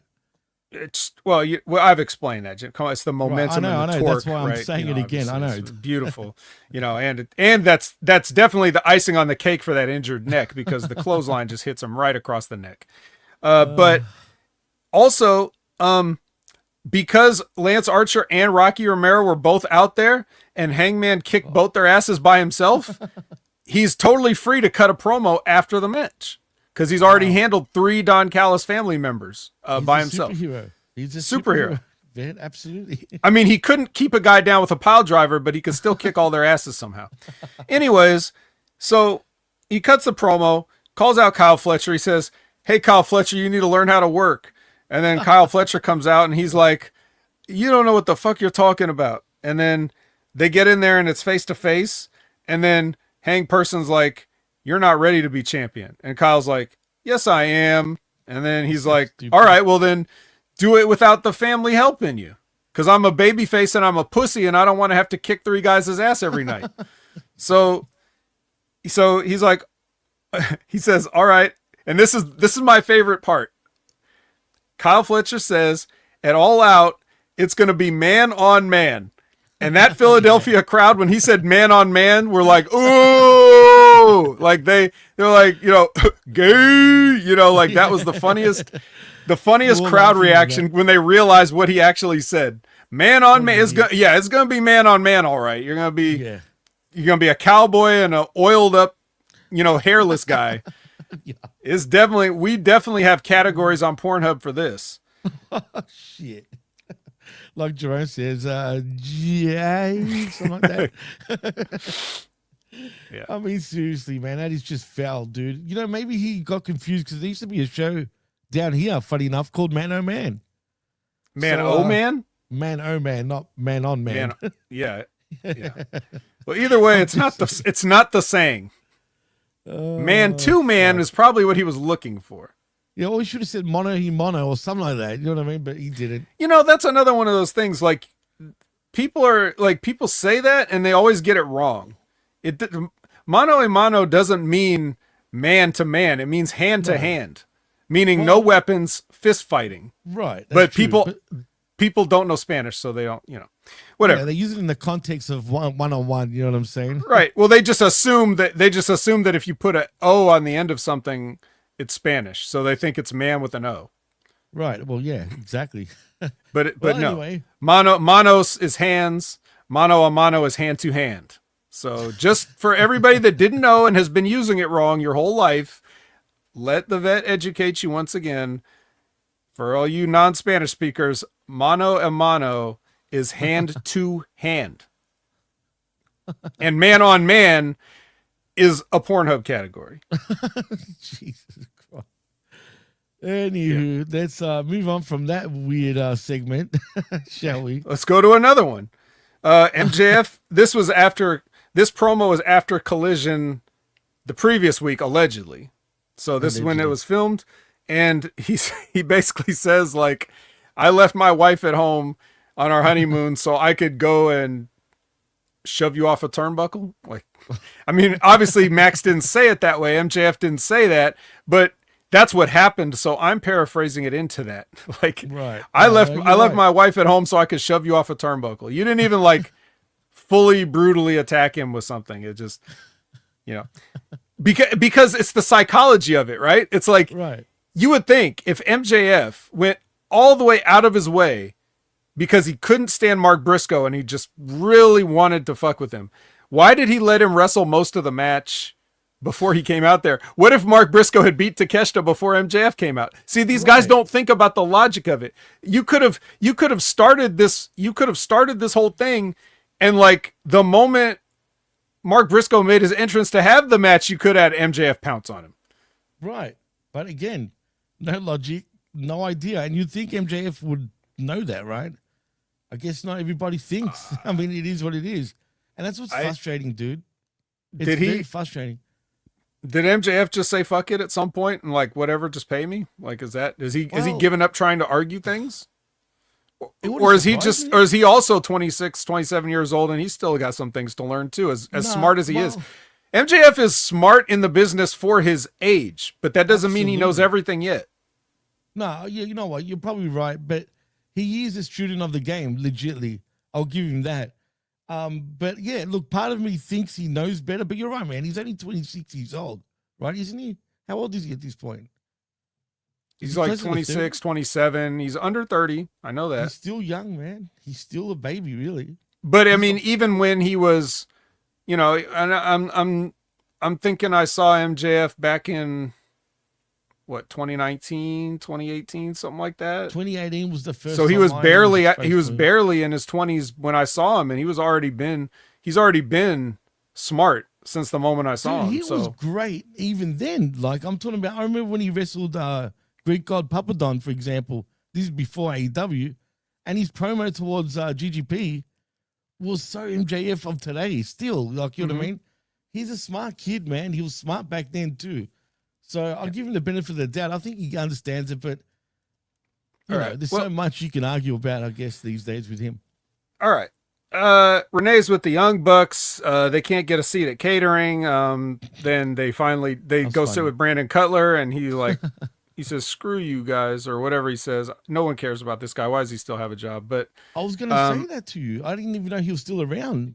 Yeah, at least they don't let him on TV much except for this. But anyway, so after he leaves, Mox comes in and takes their seat, and he basically promises that because we got a big main event. It's a $500,000 10-man tag, and Mox promises the Bucks all of the money if they can win. I guess I guess that was. Well, let's not spoil it, but Well, I'm just saying here he made him a promise they could keep the whole thing if they won. So that's true. All right, Mercedes Mercury versus Riho Winza. Again, the more I see Winza, the more I'm just turned off the match, dude, and I'm sick of it. Just who tells her to keep screaming it during the match, after the match, before the match? Shut the fuck up, woman. I don't know, but besides that, you know how people, when they describe somebody as athletic, they're not talking about Alex Windsor. She almost fell down trying to kip up again. That's another thing. Can she stop doing that on live television, dude? Because she can't do it. It's one day she is gonna fall, and it's not gonna be worth all the time she barely made it. Why does she try, man? But anyway, double single leg crabs for the win. Obviously, Freddie Mercury's gonna be the one that taps out. That's what I was saying. Yeah, but like we're only bringing you in here to do a job, and even though, but for her part, Mercedes was tapping out, but she was over in the ropes and she was the illegal person anyway, so it didn't matter. But all right, so that was that. Renee is with Rick O.A. And Rick is like, Ricochet's like, hey, Shelton Benjamin, let's agree to a 1v1, right? Let's leave our guys in the back. What do you say? All right. So then we get a statistics package about FTR versus Cope and Christian. And then Stokely comes out and says that whole thing was just bullshit. This is not going to be a dream match. It's going to be a fight. Nobody in this place is getting any hose. And then they're like, and then the, Hollywood Axe the Axe Axon is like, hey, does anybody want to fight in this place? So they go around acting like they're going to fight people in the crowd. Again, just the most tone deaf, like we're just, nobody believes anything you guys are doing. People are still talking about this Raja Jackson thing. You're just, what do you really think is going on here? So anyway, they work a spot. They work a spot with somebody. They get one of the indie workers and they act like it's a fan, and they try to do their own version of something like, oh, this was real, but it's not. Sure, guys, sure. All right, cut that fucking shit off. I don't care if the professor thinks it's funny. I haven't even seen him comment one time today. He's actually running errands. That's why. Okay, well, shout out to the professor. He'll be happy when he hears the replay, but yeah, you're funny, man. Renee's with the Hurt Syndicate. Up. Shelton agrees to a 1v1. Ricochet versus Benjamin. They have a nice match. Obviously, Ricochet's one of the best. Shelton's one of the best. This is actually the best match I've seen Shelton have since he's been in AEW. I wonder why. Great, man. Absolutely. When he's actually in there with somebody good. That's probably why. Exactly. Probably. Well, you don't say. No, for real. He's a guy that actually sells like properly and knows what he's doing. No, you're right. Yeah, it's good. But Gates of Agony are gonna help anyway. Looks like Ricochet's not an honorable man, so they come in and headbutt Shelton, and he gets rolled up, and then the Hurt Syndicate comes out, and they do a brawl and a pull apart. But the thing is, man, are we supposed to take the Gates of Agony now serious? Are they going to be a serious tag team from a couple of weeks on until now? Like, are they going to be a dead set serious tag team? That's what worries me. If they're going to be strong from now on, I'm looking forward to this matchup and whatever they do in the future. But if they're going to just start being jobbers again, pretty much, and just lackeys to Ricochet, and they just always lose, then that's another issue altogether. They definitely have some rehab to do. Because their characters have been assassinated since day one. Assassinated, Jesus. I mean, firing squad at least 10 times over, but they look great though, man. I love their new look. They can talk. They should even get more mic time. They don't need Ricochet as a mouthpiece, in my opinion. I think both of them can technically talk, but we'll see, man. Hopefully, most of the time now when they're doing promos, everybody gets right. That's how it should be. For sure. Hook. He appreciates the ops and everything they've done, but it's time for Hook to stand on his own. And then he says, or maybe not. What does that mean? Is Hook going to get a crew also? Ugh. Don't say that. What? And if that's the case, who would be part of this? Say. Who would you guess if you had to guess anyone? Sorry to put you on the spot, if anything, because it's a hard one I'm trying to think who has nothing going on. Paragon? They seem to fit the bill. I mean, okay, look, forget it. That would be funny too. Like that would be funny too if Hook and Paragon join up, and then Adam Cole comes back. Oh my God, Hookhausen. what if he teams up with yes, I care about Hook, Aaron. If he teams up with Paragon, and then Adam Cole comes back, and then he does the same thing that Hook did. What, you just waited? You didn't even wait till my body was cold to replace me, or whatever. It's like, and then they could run the angle, and then he can have a long program with Adam Cole versus Hook. But anyway, I don't know. They're killing him, dude. They're killing him. I'm sorry. I love Hook too, but yeah, to answer your question, I can't stand him talking, bro. I can't do it. So I thought this was good though. I mean, if we took all the stupidness out of it, if it was just a promo, then yeah.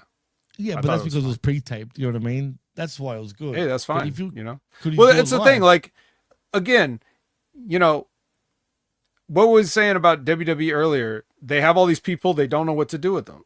Right. So Hook's the same thing. Everybody in AEW is the same thing. We just talk about the Gates of Agony. We talk about everybody. Like, you don't know what to do with anybody. You didn't know what to do with Wardlow.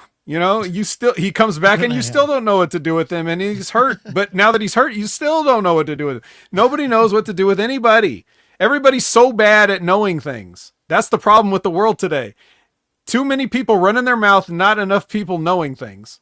Facts. So, anyways, anyways, before you move on, what about what Zane says? That could be interesting. You have to change Hook though completely for that to work, in my opinion. Though, yeah, he needs to be repackaged completely. Yeah, but anyway, Shivani's with Callis and Fletcher. Kyle promises that it's going to be a Philly. There's going to be a Philly street fight. Wait, did I miss something here? What was he talking about? He said there was going to be a Philly street fight. When? Next week? Dynamite? Against somebody? Against Hang Person? No, can't be Hang Person. Whatever, it doesn't matter. Timeless Tony Storm, or actually we do have a later on. Okay. The main event, wasn't that not the main event, but just before the main event with the street fight, we had the Sandman Tony Storm, whatever. Yeah, well, I'm just like, why is Kyle talking about a Philly street fight? I can't remember, man. I don't think he had a street fight though, dude. I'll double check anyway. I wrote my notes. I wrote my notes weird here, so this is my fault. But what he's talking about is this right here, which is the Philly street fight is Timeless Tony Storm. Right. Well, actually, we do have a time, Jimmy. The time is 1997 because she comes out as the Sandman. Right, that's what I was saying. Right, exactly. Ridiculous. And can gimmick and all. Right, and the crowd loves it. And she's taking on Dark Sky. Who, as a matter, actually, I'll get to that in a sec. Dark Sky. Repo, man. I love doing that. But damn it, Dark Sky looked amazing actually in this match. Oh, seriously. I mean, she's lost so much weight that she looks just right now. Perfect, dude. Now, I know what some of you might be thinking. That, are you going to disavow this match because of the kendo stick? Wow. And the answer is no. Yes. Oh, no, there isn't. No. Cool. And the reason why makes sense because she's Sandman. She's the Sandman, right?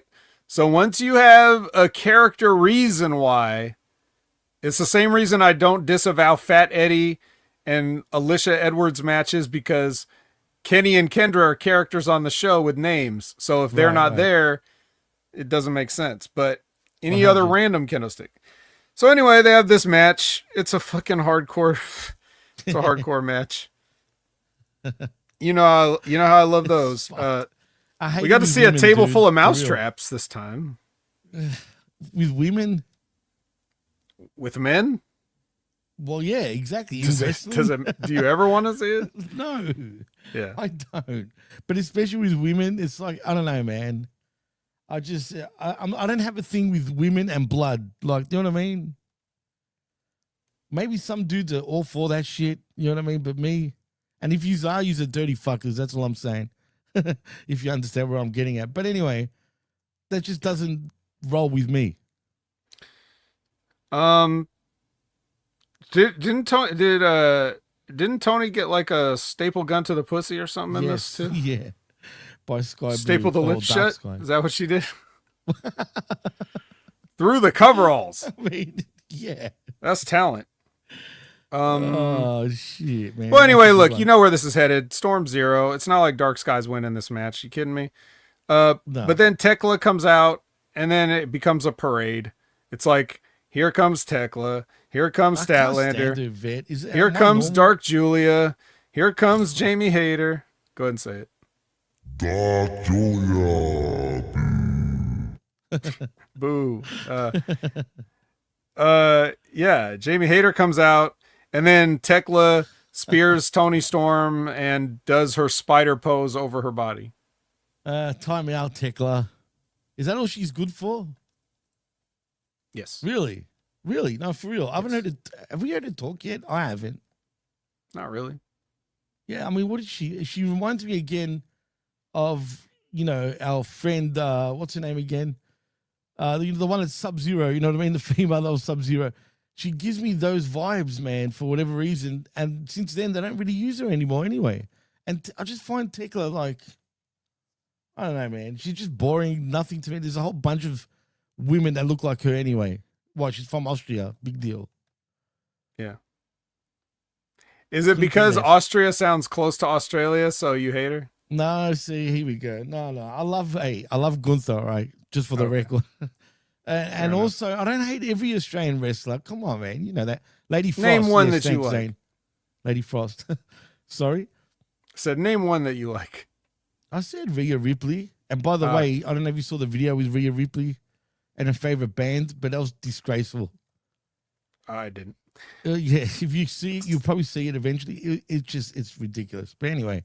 All right. And I actually don't mind Grayson Waller, by the way.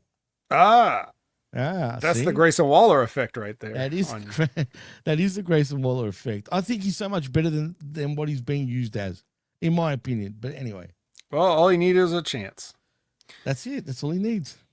But we're back to an Australian woman. Harley Cameron is going to interrupt Renee, who's trying to interview Willow. I don't know if Willow has ever had an uninterrupted interview or if it's been just a really long time, but No, it seems you're like right. always somebody just right there to step in.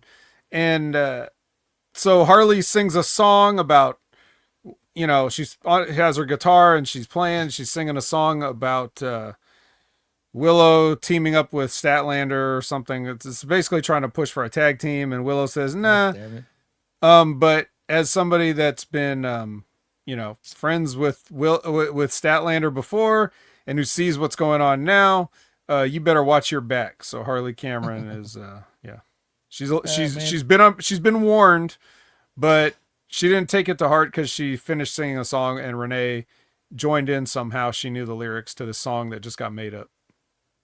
Harley Cameron, she was growing on me at one point, and you used to roll your eyes at me. But you know what? Again, I can't stand her anymore. I was right all along. You were right all along. She's become too cheesy now for me, man. Yeah, she's hot, but then they're still wasting her talents. She was funny in that TMZ skits that they used to do, you know what I mean? A couple of years back. She was funny with doing that type of shit.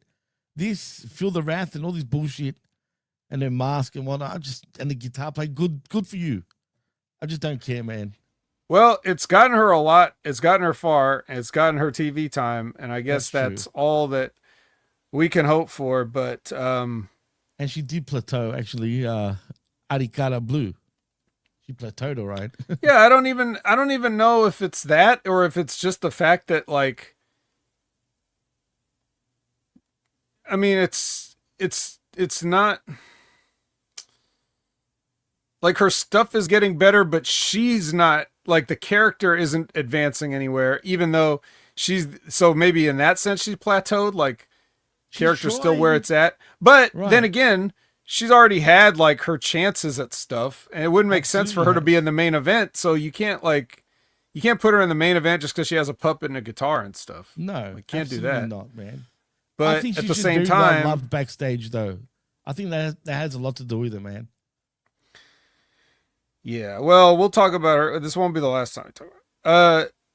We're at the main event of the $500,000 10-man all-star tag team match. The Bucks and the Riders versus Brodito and the Ops. Fucking whatever. This was just a bunch of stuff happening. The Young Bucks pin somebody. I don't even remember who. It doesn't matter. Holding one of the brothers holding the other brother's feet on the ropes, like so that they're cheating to win. And then they do more beatings on these guys, and then Darby comes out and he attacks, and he's basically a Wolverine that's been just let out of a burlap sack all of a sudden. He throws punches like this. Yeah, I mean, pretty bad. Well, I mean, in fairness, he was behind the guy. It's kind of hard. Okay, you could have grabbed his head from the side and gone like that, though. Like, do you know what I'm saying? Technically, yeah. Even if you grabbed him. Yeah, that's right. You could have broken your hand on a guy's face, sure. I mean, shit. It's better than these ones. I mean, what's this? I don't know, you could break the bridge of the nose. You could, if you got a hard enough forearm. Well, it's Darby Allin. Well, he's pretty bony, so I'm assuming he would be able to break someone's nose like that. But still, yeah. But the important thing is that a hooded figure came in and attacked Darby Allin, and he was revealed to be none other than. He was what's his name? Fucking Danny Garcia. Oh my God! Can I just can I do this for it to be Danny Garcia by any chance? Is this supposed to like get us all? Are you hyped? I'm hyped after this. I was like, yeah, I've totally changed my opinion of this guy. Dude, I was shocked sarcastically. Dude, when that happened, as we were doing the watch along with Brandon and MSG, shout out to them, by the way. I'm just like, really? You know what I mean? Like, really? I can't wait to see what Vet has to say about this. Okay, he's going to be pissed. And here we are. I mean, we've come to the moment. Yeah. Surprise, surprise, right?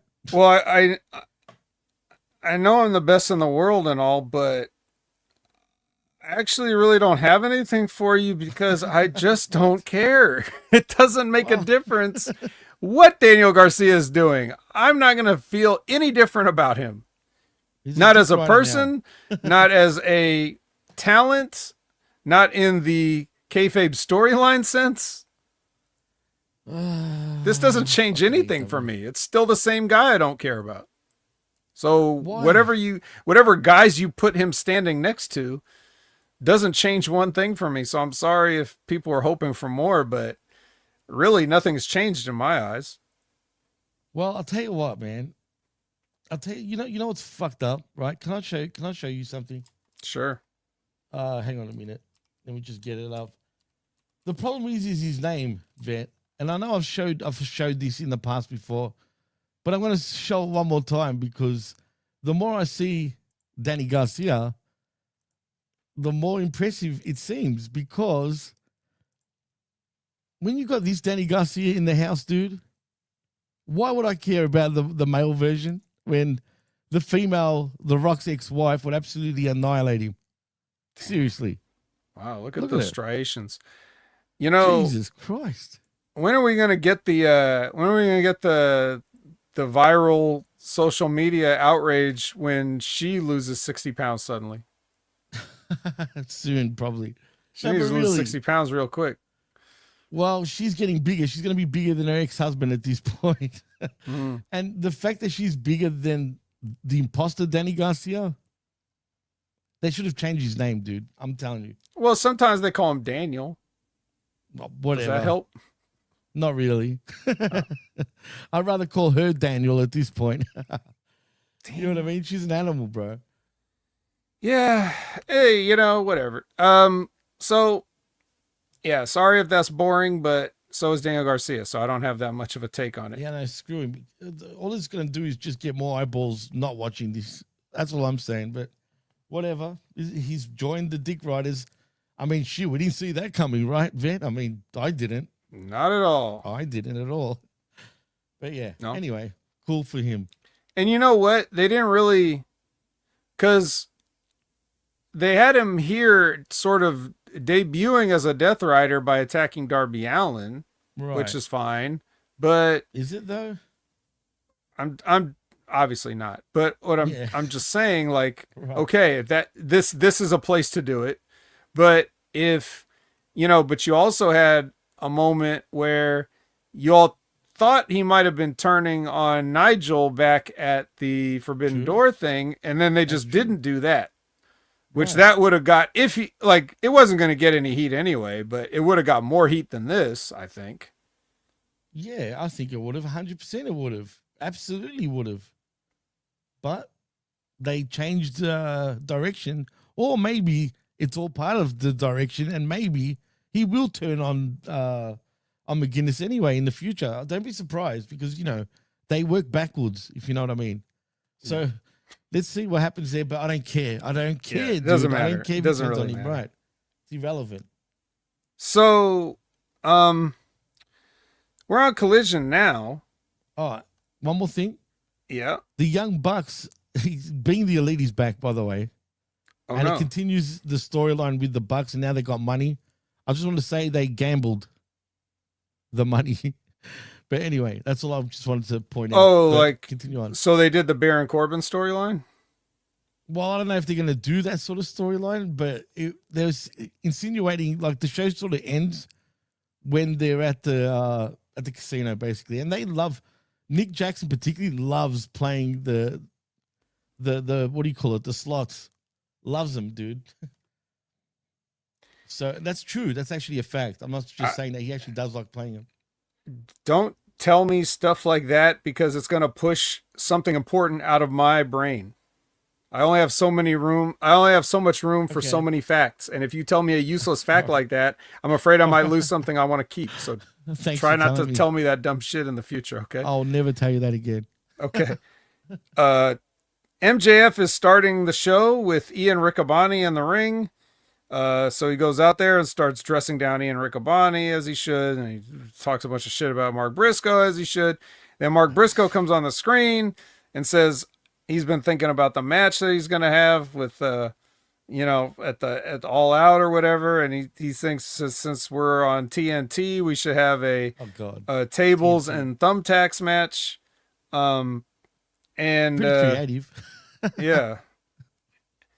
And then he pulls a trick out of MJF's book and says, "Oh, by the way, look behind you, dumbass." And then he attacks him, and they're fighting, and there's already some tacks somewhere. He's already got tacks stashed, and he goes to give him a J Driller on the tacks, and then MJF escapes. So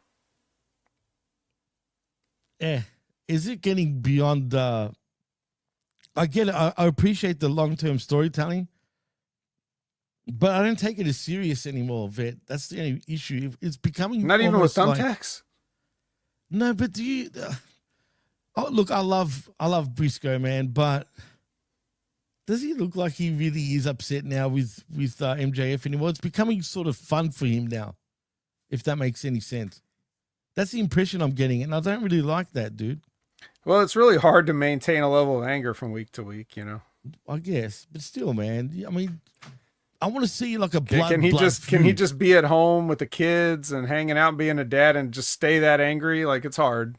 I guess, but what made it even funnier or worse was actually when Mark was on top of MJF. Did you see the way MJF's legs were like? The way he was like, it was like his legs were spread, and he's just like, and I get it. It's funny. Those little things kind of, is good in a way. But it makes me look at it even more comedic, and I hate that, dude. That's my only issue. But I know they're gonna have a great match when they do wrestle it All Out. So yeah, I'm looking forward to it, I guess. Yeah, I mean, if you gotta have a garbage match, I'd rather these two guys that have a brain do it. Well, yeah, it's true. So Lexi is with Hologon, I guess we could call it, if it's Paragon and Hologram. I guess. And we're getting Kyle glitches. Kyle Fletcher there was a glitch there. The clone was trying to hack in again, but the funny part of this was Kyle O'Reilly, because he's just so happy that Hologram is actually there. He's touching he's him saying- to make sure. Yeah, he touched it. And Roderick Strong says he's going to kick Danny's ass and at Mox 2 just because. So, Unfortunately for him, that ain't happening, but it'd be good if he did. hey, but I'm sure you were tired of all these matches with no stakes. Well, I got good news for you. Here we got a tournament match. I'll get to Yeah, that in we a need moment. to have a Continue. mini tournament to determine the 3 men who will compete in a 3-way for the Unified Championship. Can you explain something to me, please? I'm a bit confused. What the fuck is a unified championship? Oh, that's the belt that I know. Okada won when he took the Continental Championship and the International Championship Right. and But, fused it together. and I get that, and I truly know what it was. I was just being funny about it, even online. But they're just calling it the unified championship. I mean, it's like, explain what the fuck that is. That what it's called now? Is that what we're going to call it? Officially, it's the unified championship, and that's it. So I guess I could break it down in this way. And this is relevant because last night we had a historic boxing contest in which Yeah, we did. 2 undisputed champions faced off. So basically, if somebody holds all 4 belts in a weight division, that means they're the undisputed champion because there's no other champions left. He took them all. Right. Right. I Right? know what you're getting at now, but Seems very simple to understand, right? right. But what Tony Khan thinks is he thinks that if you take let's say Terrence Crawford has just become the unified what was it? Super welterweight or super middleweight or what middleweight, was I his think it weight is. class that he won last night? I think it's middleweight, but it doesn't matter at this point. Okay, It's let's just irrelevant. say whatever Terrence Crawford became the undisputed champion. So 4 belts. So Tony Khan thinks that this means that bringing these 4 belts together creates a new belt out of thin air that's called the undisputed belt. Right. However, Right. he thinks the undisputed belt that just came out of thin air can be defended separately as a belt rather than the 4 individual titles be defended individually so that you can lose 1 belt and then now you're no longer undisputed. There is a dispute because the guy that beat you has 1 of your belts or whatever the case, right? Facts. Now, normally Which they just can't put all happen. 4 belts on the line. So essentially Right. it's the same thing. But what I'm saying is like he took the 2 belts and now he makes the unified title. The unified title should just be a brand new title and there should be no more continental or international title. But I Right. believe both these titles still exist and It seems Okada like just it. has this 1 belt. Or Right. maybe I'm wrong and I don't know what I'm talking about. And maybe there is no old belts anymore, but they still have continental rules. So the unified championship is defended under continental rules. So why don't you call it the unified rules? Or That's what I'm saying. yes, I'm we confused. don't understand. And people are trying to correct me online, even though I'm being sarcastic, right? Okay, yeah, course but what they is it? What is it, though? You know what I mean?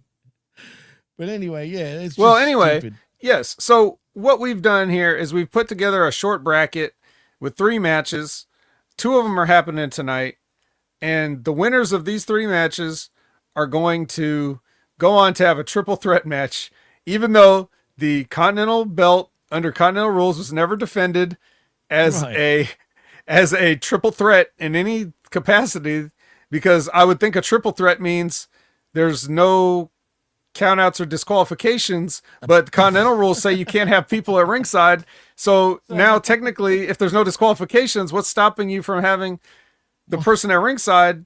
Dude, my head hurts. Oh, well, loosen up your hat band, Jimmy. Oh, it's a fitted hat, isn't it? Oh, no. It is a fitted hat. for Oh, fuck's shit. sake. Well, then you're in trouble. Oh, shit. All right. Well, anyway, the point is the first match of this tournament is Takeshita versus Anthony Bowens. Mm.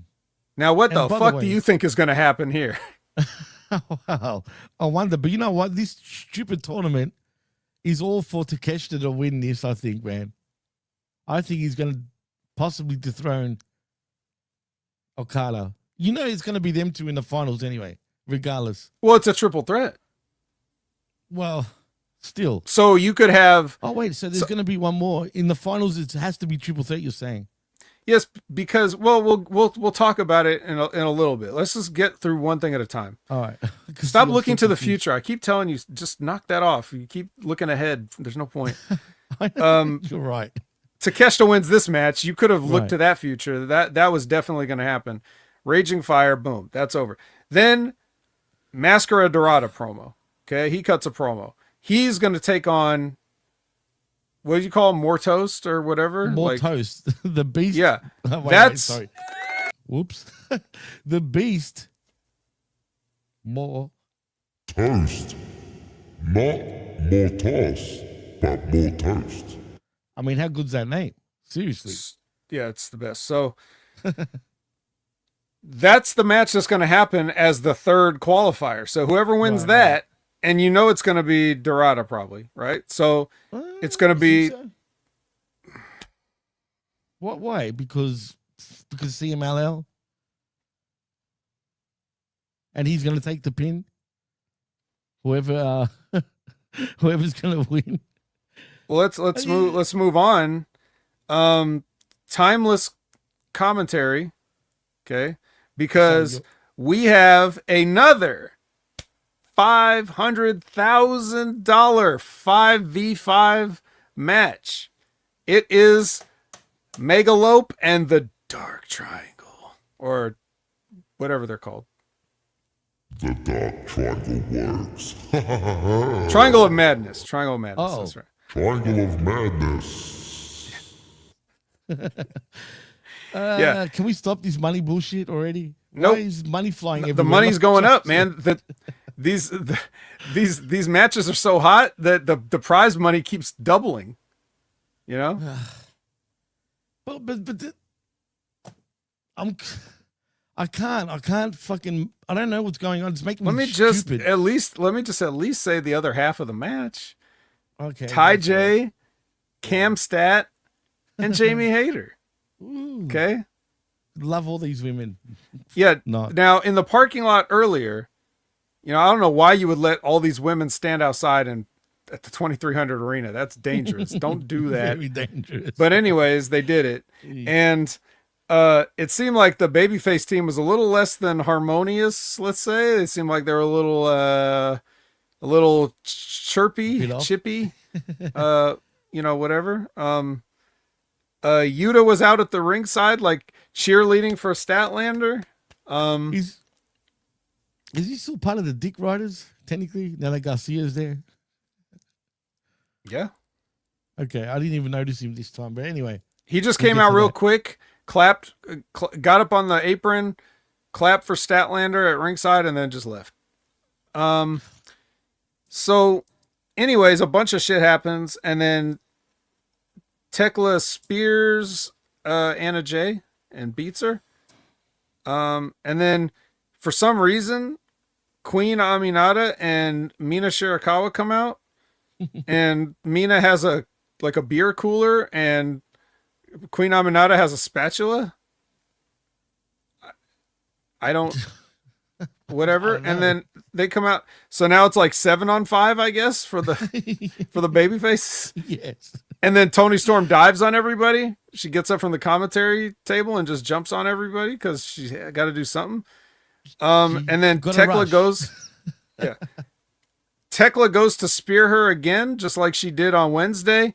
And Tony just catches her in the Storm Zero pile driver and shuts it down. So Again, why does this feel familiar? Like, really? Haven't we seen this a million times already with these women, pretty much? well, now you're going to see it again for $500,000. That's right. But didn't they have a money match too not too long ago? The same bunch? Yeah, but it wasn't that much money. It was less money. Now it's more money. So it's a better match. I need a wish. God, you're so behind. Don't I'm you sorry, know but more it's money means fucking- better? Come on. You could have fooled me. You could have Yeah. fooled me, man. No. Fucking hell. Jesus Christ. Fucking Just think Tony. about it. Just think how much better your show in Melbourne will be when you pay more money for your seat. You know. Jeez. Speaking I'm of pissed money, about that, bro. a Come on. platinum challenge. It's Oh, time here for a we go, platinum right. challenge. And the person that answers Max Caster is Big Bill with Bekeith at his side. You already know what's going to happen here. It only takes. Oh, by the way, Eddie Kingston confirmed that the money is good, and he's down to fight. He just needs a location. So he confirmed this on Instagram Threads, by the way, which is an interesting place to Threads? confirm it. Yeah, remember it? Yeah, I've got Threads, but I don't use it. Yeah, nobody really does except for Eddie Kingston. He confirmed his match on here. So, Wow. What a. so it took. That was great. Yeah, it took Big Bill 1 minute 54 seconds to beat the guy, what's his Max. Yeah. What's it called? Bowens. Or Max. Sorry, Max Caster. Right. So Big Bill cuts a promo, and he says, "I'll tell you the place. The place is all out, but don't worry, Eddie Kingston's not going to show up. He's going to disappoint you all like he always does." And that's Of what he says. course. Right. And that means he's showing up. He Woohoo, definitely yeah. showing up. You know, the return of the big New York hero in Toronto, Canada. Wow. Lexi No, is no, with in Anthony Toronto, Bowens Canada, now. Yeah. Now she's with Anthony Bowens, and Jerry Lynn is there. And Jerry's like, "Hey, remember last week when I was?" And then Max walked by and said something, and that set Bowens off. So Bowens just starts beating the shit out of him. They fight to the ring. Jerry Lynn is like following him, like, "Guys, stop it! I'm trying to get you back together." He grabs a microphone. He's like, "Don't you see that you're in love with each other?" Well, he didn't say that, but he's basically was trying to Get say, a room and screw already? Is that Yeah. what you're saying? yeah. And then Vanilla and Shoddy come out, and they somebody gave them a microphone. That's a mistake. What Don't the do fuck, that. dude. I thought of you straight away saying that. Yeah, but they came in and started. They wanted to get a piece, and they were actually getting over. And then Anthony Bowens was having a crisis, like, "Oh my God, should I help? Oh God, fuck it, I'm gonna help." So he runs in, he beats up both these guys, cleans house, and then Jerry Lynn raises both of the Acclaimed's hands, and then they both yank their hands away in disgust, like, "Ew, I don't want to be touching somebody that's touching that guy." Those fingers are touching something else. But anyway, cool. They're going to be back together. And what bothers me is why is Jerry Lynn being the guy that's supposed to be played by, badass Billy Gunn? What's happened to Billy? I don't know. Has he just But disappeared? even when Billy was there, it seemed like he tried to do the same thing and they still rejected it. Because remember, they had that big thing in the Right. ring where, And then he was sick of him. He's like, fuck yeah, they this, both I'm turned out. on him and was like, Right. Whatever. So Jerry's the second guy to try. I assume they used Jerry because of the ECW, like the well, arena. obviously, and stuff, right? obviously. Right. Yeah. Jerry Lynn. Yeah. One of the best. All right, whatever. ever. So Lexi is with Mystico, and he came all the way here to just stand in the parking lot in his full gear, which is funny. And then MJF comes in with his translator and cuts a promo on him, and then the interpreter comes up and says what That's MJF funny. said, which means that Yeah. Mystico's going to slap him because it wasn't nice what Wasn't a MJF slap. said. So Right. he slaps the interpreter, and then Mystico cuts a promo to the camera to MJF to whatever. He's Okay. going for that CMLL championship, world championship. Well, not the world championship, the second most important bout. Whatever it is. Whatever. The undisputed championship. Right. There was four of whatever. them. Yeah, whatever. It doesn't matter. Yeah. Doesn't matter. Now here's a professor's favorite part. He's gonna love this. It's FTR for some ungodly reason a rematch with Adam Priest and Tom Billington. Okay. Why again? Anyway, yeah, cool. And this match went for way too long, by the way. Oh my God, that's an understatement. Jesus Christ. Dude, I know we're trying to get through this. And don't Right. worry, we're not going to keep you too long. Well, no, we won't because you got a But surprise coming up. I want you guys to know this is the kind of, if I wanted to, I could do a bonus full-length episode of Wreckage dissecting everything that sucked about this match. I could do 2 hours on this match if I was to like do pause, explain, fast forward, rewind, pause, do the full like Stevie Richards breakdown. If I was to do that for this match, I could do a full 2 hours. You know what? Maybe Guaranteed. you should, because I'll record this, even though I'm already recording. But like I said, I'm going to put it up onto the internet, a little short, you know what I mean? I want you to lose yourself on this and why they all suck. Well, I can give you a short version, but it's more so like, the reason I won't do it is because I don't want to relive this thing, number one, and number two, it's just going to get pulled down for copyright anyways if we tried to do that. So it's not like you guys would be able to really see it or enjoy it. So, but anyways, so just to start off with, Axon takes a chop and bumps on it. Like either one of these guys is like half his size and he's not even that big, but he's still twice as big as them and they're chopping him and he's taking a bump. The Dynamite Kid, you got to stop using that name because you're a disgrace to your dad. He's uncle. Or your uncle. You're a disgrace to your dad too. Don't get me wrong. But this kid is fucking rotten. Like he's rotten. Like he's not ready for television. Like he's really bad. I mean it. Like, and again, this is why if I had a 2-hour breakdown video to do, like I could spend it all on him. And we could even leave we could give FTR a break and leave them out of it. No way. I could do the whole thing on how bad he is. But anyways, here's one thing that's, I don't even blame him for this. This isn't part of it. When I say he's rotten, I mean his mechanics in the ring. Like he's out of position. He's slow. He's unathletic. Just like everything he does looks lazy. He looks like he's blown up already. But he hasn't even done anything yet. Just terrible. Worse than when he first debuted too, for some reason. If there's one thing you could say about Dynamite Kid, like his shit looked good. He looked vicious.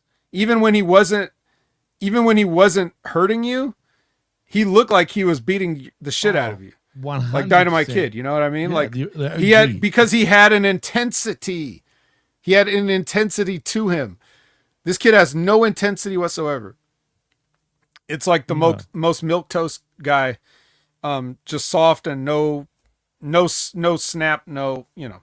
Anyways, but like, but this is a separate issue. So like, he's taking heat, right? And he's 2 feet away from tagging Adam Priest, and instead of tagging him, he hits the ropes to run a double down spot.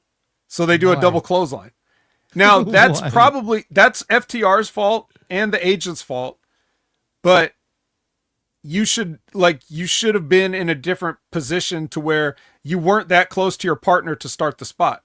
You should have been on the opposite side of the ring. So it's FTR's fault for letting him be that close, because they're supposed to be the tag team masters. They're supposed to cut off the ring like, the old Anderson cut the ring in half. I watch 80s tapes, so I'm a fucking tag team wrestler. Fuck you guys. You don't know shit about tag team wrestling. God damn. Rotten. You let the guy, like, he could have reached over and tagged and he didn't. He ran the spot you told him to run because you guys fucking didn't know where to put him. Plain and simple. That's true. Spot on, man. Even though it's still his fault, don't get me wrong, but yeah, they should have told him at least. But anyway. And you're going, okay, so as you said earlier, Jimmy, the match is too long because they did, for 2 reasons why it's too long. But one of the reasons is because you got 2 sets of heat. You had to get heat on both guys. These are job guys. You don't need to do 2 heats and pull time in a job guy match. Even if you're trying to say that Tom Billington isn't a jobber, the other guy sure as shit is, because he never beat anybody on television. So what the fuck? So but 2 sets of heat on job guys, you don't do that.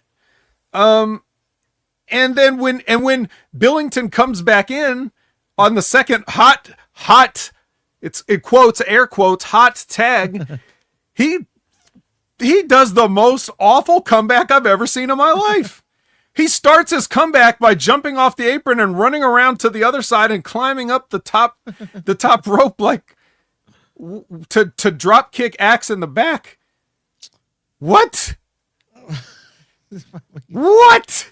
And then his second move is like some sloppy arm drag, and Nigel had to cover by saying like a nice judo throw. Like, no, he did an arm drag and fell down. Yeah, arm drag and a comeback, bro. If you ain't Ricky Steamboat, don't be doing no arm drag and a comeback. And then I'm just gonna skip over a bunch of stuff that went wrong because like you said, it went on a long time. Then a circus, it's just a whole circus of failure just follows everything after the hot tag, just fuck up after fuck up.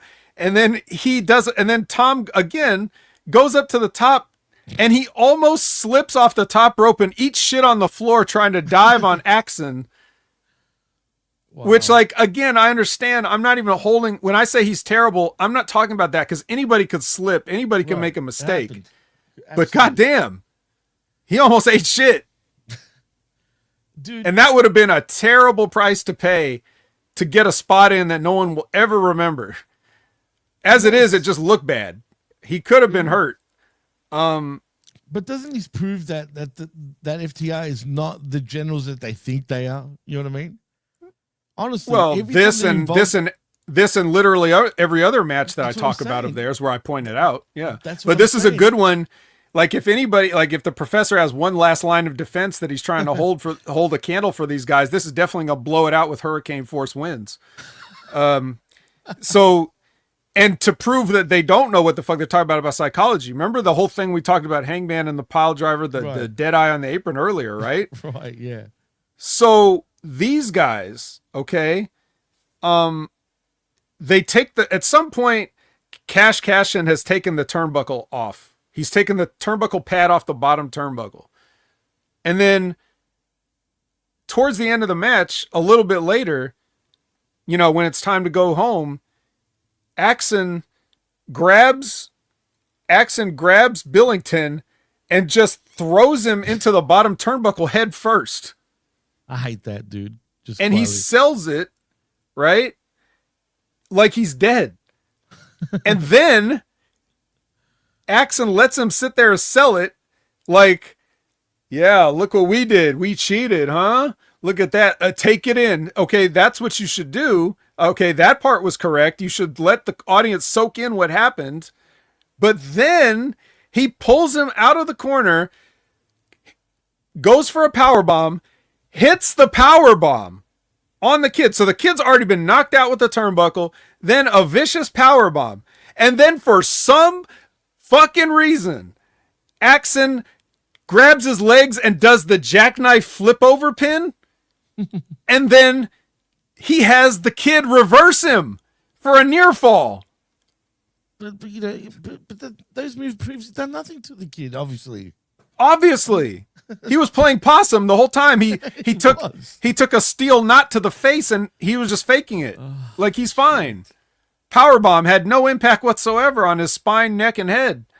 He's fine. He was just waiting for the right moment. He was just hoping and praying like, I know this dumb motherfucker's going to try to jackknife me and that's when I'll get him. Top guys, bro. Top guys.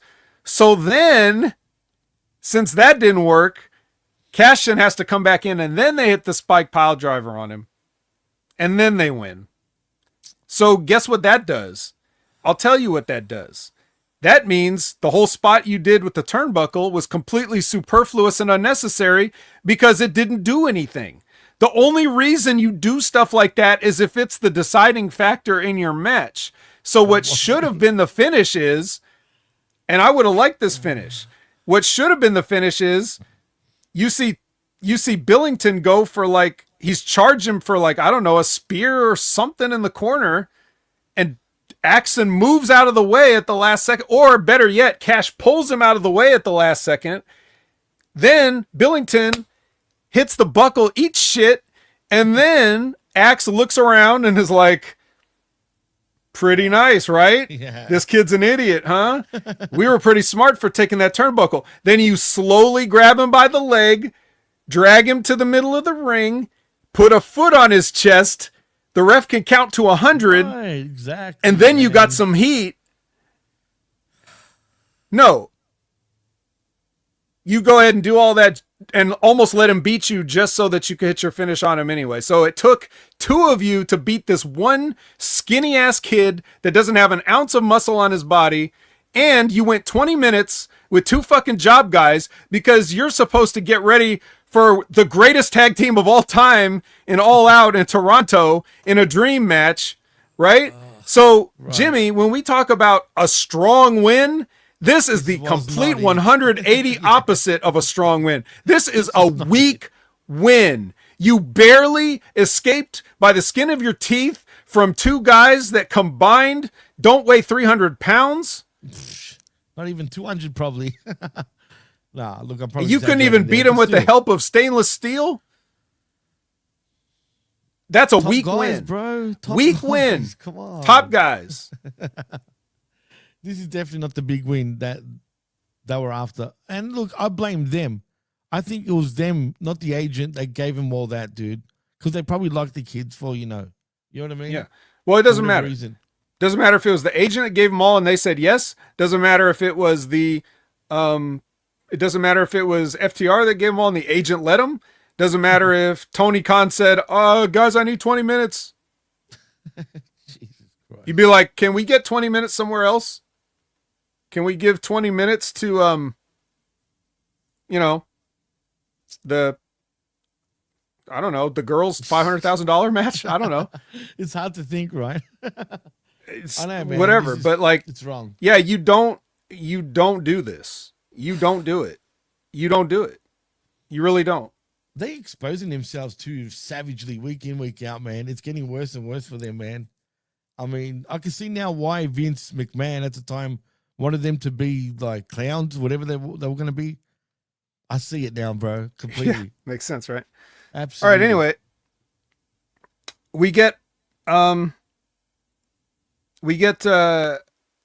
qualifier tag team ladder 4-way promos from all the teams that are involved in that. We get a package / interview type thing with Oku and Okada, like before their match. Now, this is the second match in this tournament thing. The Okada's the champion of it, and he's also in it. So if he loses here, we got a new unified champion guaranteed, right? But can I ask you a question? Usually when you're the champion, right, doesn't it usually mean you've got the advantage most of the times? Well, that's champion? What they said. And the announcers even said, because there's a 20-minute time limit on this, if it goes to a draw, the champion advances. What? Is that what he's got? As one. That's what he said. I'm like, I mean, if the champion loses or draws, like, I feel like he should get stripped of this title. I agree with that. But whatever, it doesn't matter. The point is, we're just gotta get through this. Okada's obviously the best. Michael Oku is not the best. I've never seen like a full match of his like before. Neither have I. And now I realize I have missed nothing.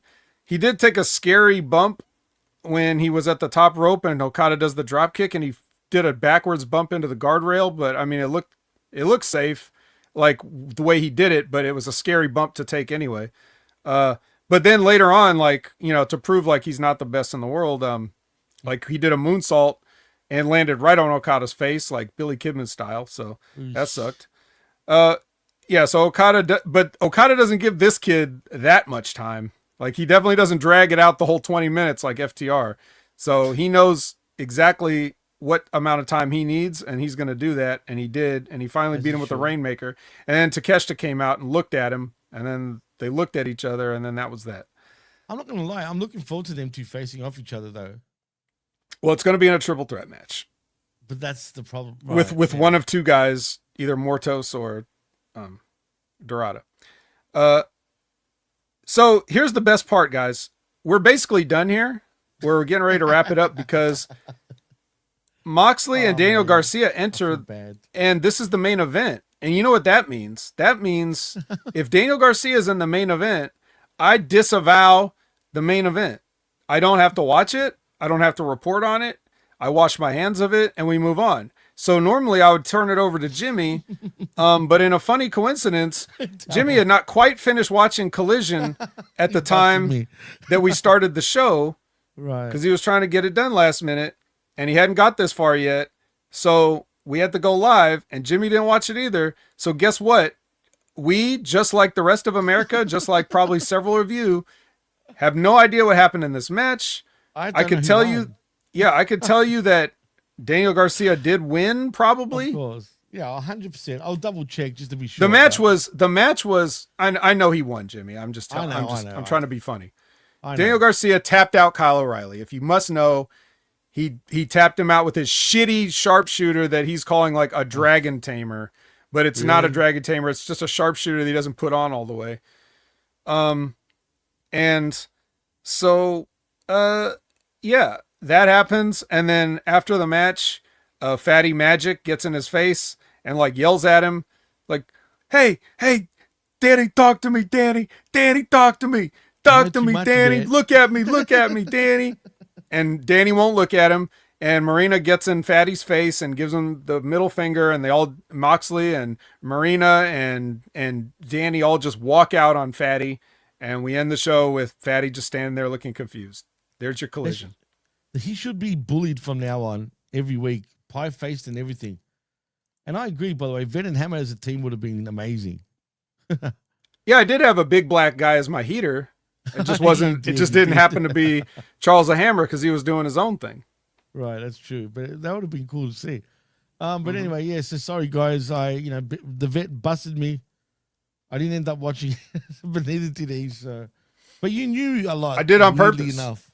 I was relieved because I had plenty of time to finish watching it. But I was so happy when I saw, when I realized, I was like, oh, wait a minute. Yeah, I don't have to. So I just took the progress bar, dragged it over, skipped the whole body of the match. I'm sure if I imagine it, it would have been exactly like what I imagined. So no, 100%. Anyone would have predicted that. Like, it would have gone exactly the way you described it anyway. Yeah, maybe we wouldn't have known the finish, but I'm sure the matches where everybody just gets their shit in, that was going to be the same. Right. And thank God I didn't have to watch Moxley, Fireman Fredding it up, Oh, God. And someone rip his earrings out while in the match, for crying out loud. Seriously, wouldn't you do that? Like, if I know I would, but that's just me. Anyway, I'll tell you right now, if I was ever in a match with anybody that wore jewelry in their face, I would be grabbing it constantly. That's what I'm saying. And I'd be like, I'm not going to actually do it, but I would tell them, like, as I'm doing it, I'm like, fight me off. Like, don't let me, because I'm going to keep, why wouldn't I go for it? You're wearing it. People wearing nose rings and shit in the ring, like an actual ring. I'm like, you're giving me something to grab. And if you don't, you're an idiot. You know what I mean? So, whatever, man. Moxie's in love with himself. I guess he loves wearing earrings in a match, but whatever. Just like Rip taught us, Hammer. Just like Rip taught us. Well, it's common sense too, bro. And like, I wish he taught some of these guys. I definitely. It's true. Hey, I'll tell you what, Charles. Charles will understand this. Rip would have rang the bell like 30 seconds into that FTR match. Oh God, that would have been great. That would have been hilarious too to see, man. Actually, freaking, has he been on lately? Rip? Yeah. Oh yeah. Well, we'll get to that in the plugs. Well, I think it's time. It's time. Else. All right. Well, so add Opinion Haver everywhere for me. So check me out. Follow me on all your favorite social media platforms, even the ones that I may be on them. I don't use them, but I'm on them. So like, let's say you're on TikTok. You can follow me at Opinion Haver on TikTok. I don't use TikTok, but I got an account and took the name so no one else can have it because that's branding. You could follow me here at HMG on the shows that I like to do, which are, of course, this one, as you know, Monday nights, tomorrow as we record this, 6:30 p.m. Eastern, 9:30 p.m. Pacific for Impact Attack with Brandon. If you guys aren't checking out me and Brandon talking about TNA, you're missing out because it's a lot more than just TNA. We're giving you a fun, entertaining show, lots of humor and laid back atmosphere. So if you just like to chill and hang out, that's a good time to do it. And now that Raw has been slid back an hour, we don't necessarily have to cut the middle out anymore. Maybe we could come in at the end of Raw instead. So that works out for us. If you want to check out every Wednesday, Next Level Wrestling Review with myself and Big Ray Hernandez at 8 a.m. Pacific, 11 a.m. Eastern. Thank you, Jimmy, for filling in last week. I believe Big Ray's back this week. I know he's going to be taking another day off coming up soon. I forget exactly when, but anyways, check that out every Wednesday at 8 a.m. no matter who. I'll be there. Now, as for Rip Rogers, he had a special guest this past Friday on Wrestling with Rip Rogers Live, none other than Jake Hager. Oh, no shit. So after I come on here and talk all this shit about Jake Hager, Rip has to go and have him on the show. Great. Anyways, go check it out. It's a good time. It's free on YouTube. So there's no excuse not to watch it. You can't say you can't afford it. It's free. So go to the channel, check it out. Check out Rip and Jake Hager telling some stories, going through some history. Good times. Noodle salad. Then you got the Stevie Richards Show. We already talked about Stevie Richards Show and what an awesome job he's doing. Best wrestling related show in the business. It's a show. It's not just a podcast, although you can listen to it as a podcast, which I do because I'm at work. But the show is awesome production quality, sound quality. Everything's great. So much variety, from news to breakdowns to themed episodes, such as like this past week's episode was the Behind the Secrets of Pro Wrestling. So they talk about a lot of stuff like, for example, what is under a wrestling ring and what goes on when people have to go under there. So that's just one of the many topics they cover. It's great. Check out Stevie Richards all the time. Check out Limpin' Ain't Easy with Timmy Baltimore. He just had Spencer Slade on there, who you may know as an independent wrestler who is deaf. So it's an inspirational story of all the stuff he's had to overcome to get to where he is and the success that he's been. So check that out with Timmy Baltimore. And that's just about it for me, Jimmy. What do you got? Well, me and R to the B to the V did record the Smack Attack SF. So for anyone that didn't catch that, go check it out now right here on Hamin Media Group's YouTube channel. And also this Tuesday morning, 10 a.m. Eastern, it's myself and Big Ray Hernandez for I Like It Raw. So check that out Tuesday, 10 a.m. right here on this very channel. And of course, the Wreckage next week, same bat time, same bat channel, as I just said. And most importantly, like it says right below me, like and subscribe at this very channel. Again, we appreciate all of you, man. And I've noticed we've got a lot more listeners. And as I keep saying, our numbers keep going up. So please just continue that momentum and let's keep getting us up there because we very much appreciate it, man. So in saying that, it's a wrap. Oh, and before I go, Vet, I'm going to tell you from now, if you don't want to wait because it goes for about 2 minutes, I did say I was going to plug MSG's movie. So I don't blame you if you take off, right? So take off if you must. So I'm just going to play that at the end because I promised him I would. So look out for that. MSG's playing in the movies, one of the main dudes, man. So yeah, check this out. You'll see that in a moment. But in saying that, I am Jimmy T. He is the best in the world, the Vet Jamie Williams, and you've been listening and watching the Wreckage right here on Hamin Media Group's YouTube channel and on channelattitude.com after the fact. Till next time, peace.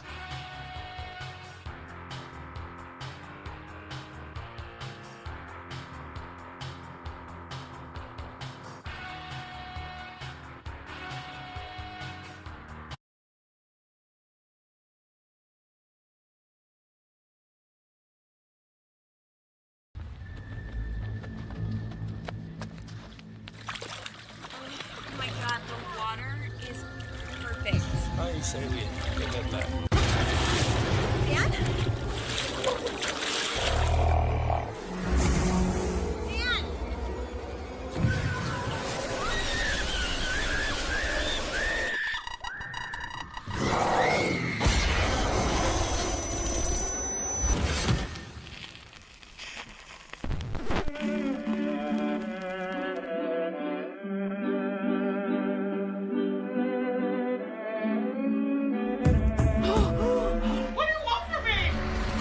Who's that?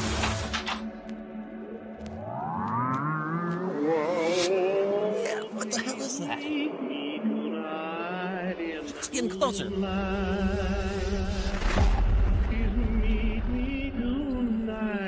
hell out of here. Right, get away from the water. I have a sad story to tell you. I need a drink. Yeah, I could use one. How was that? Who's there?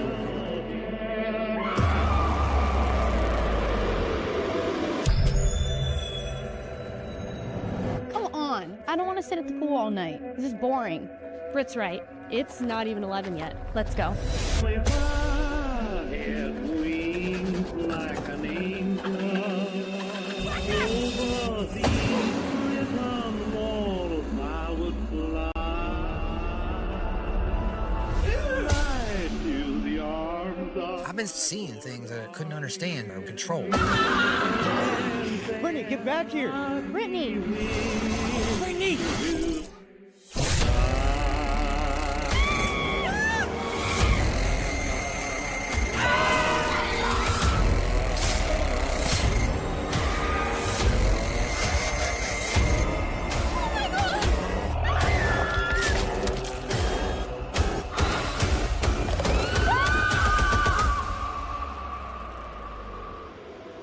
We gotta see this shit. I have a sad story to tell you.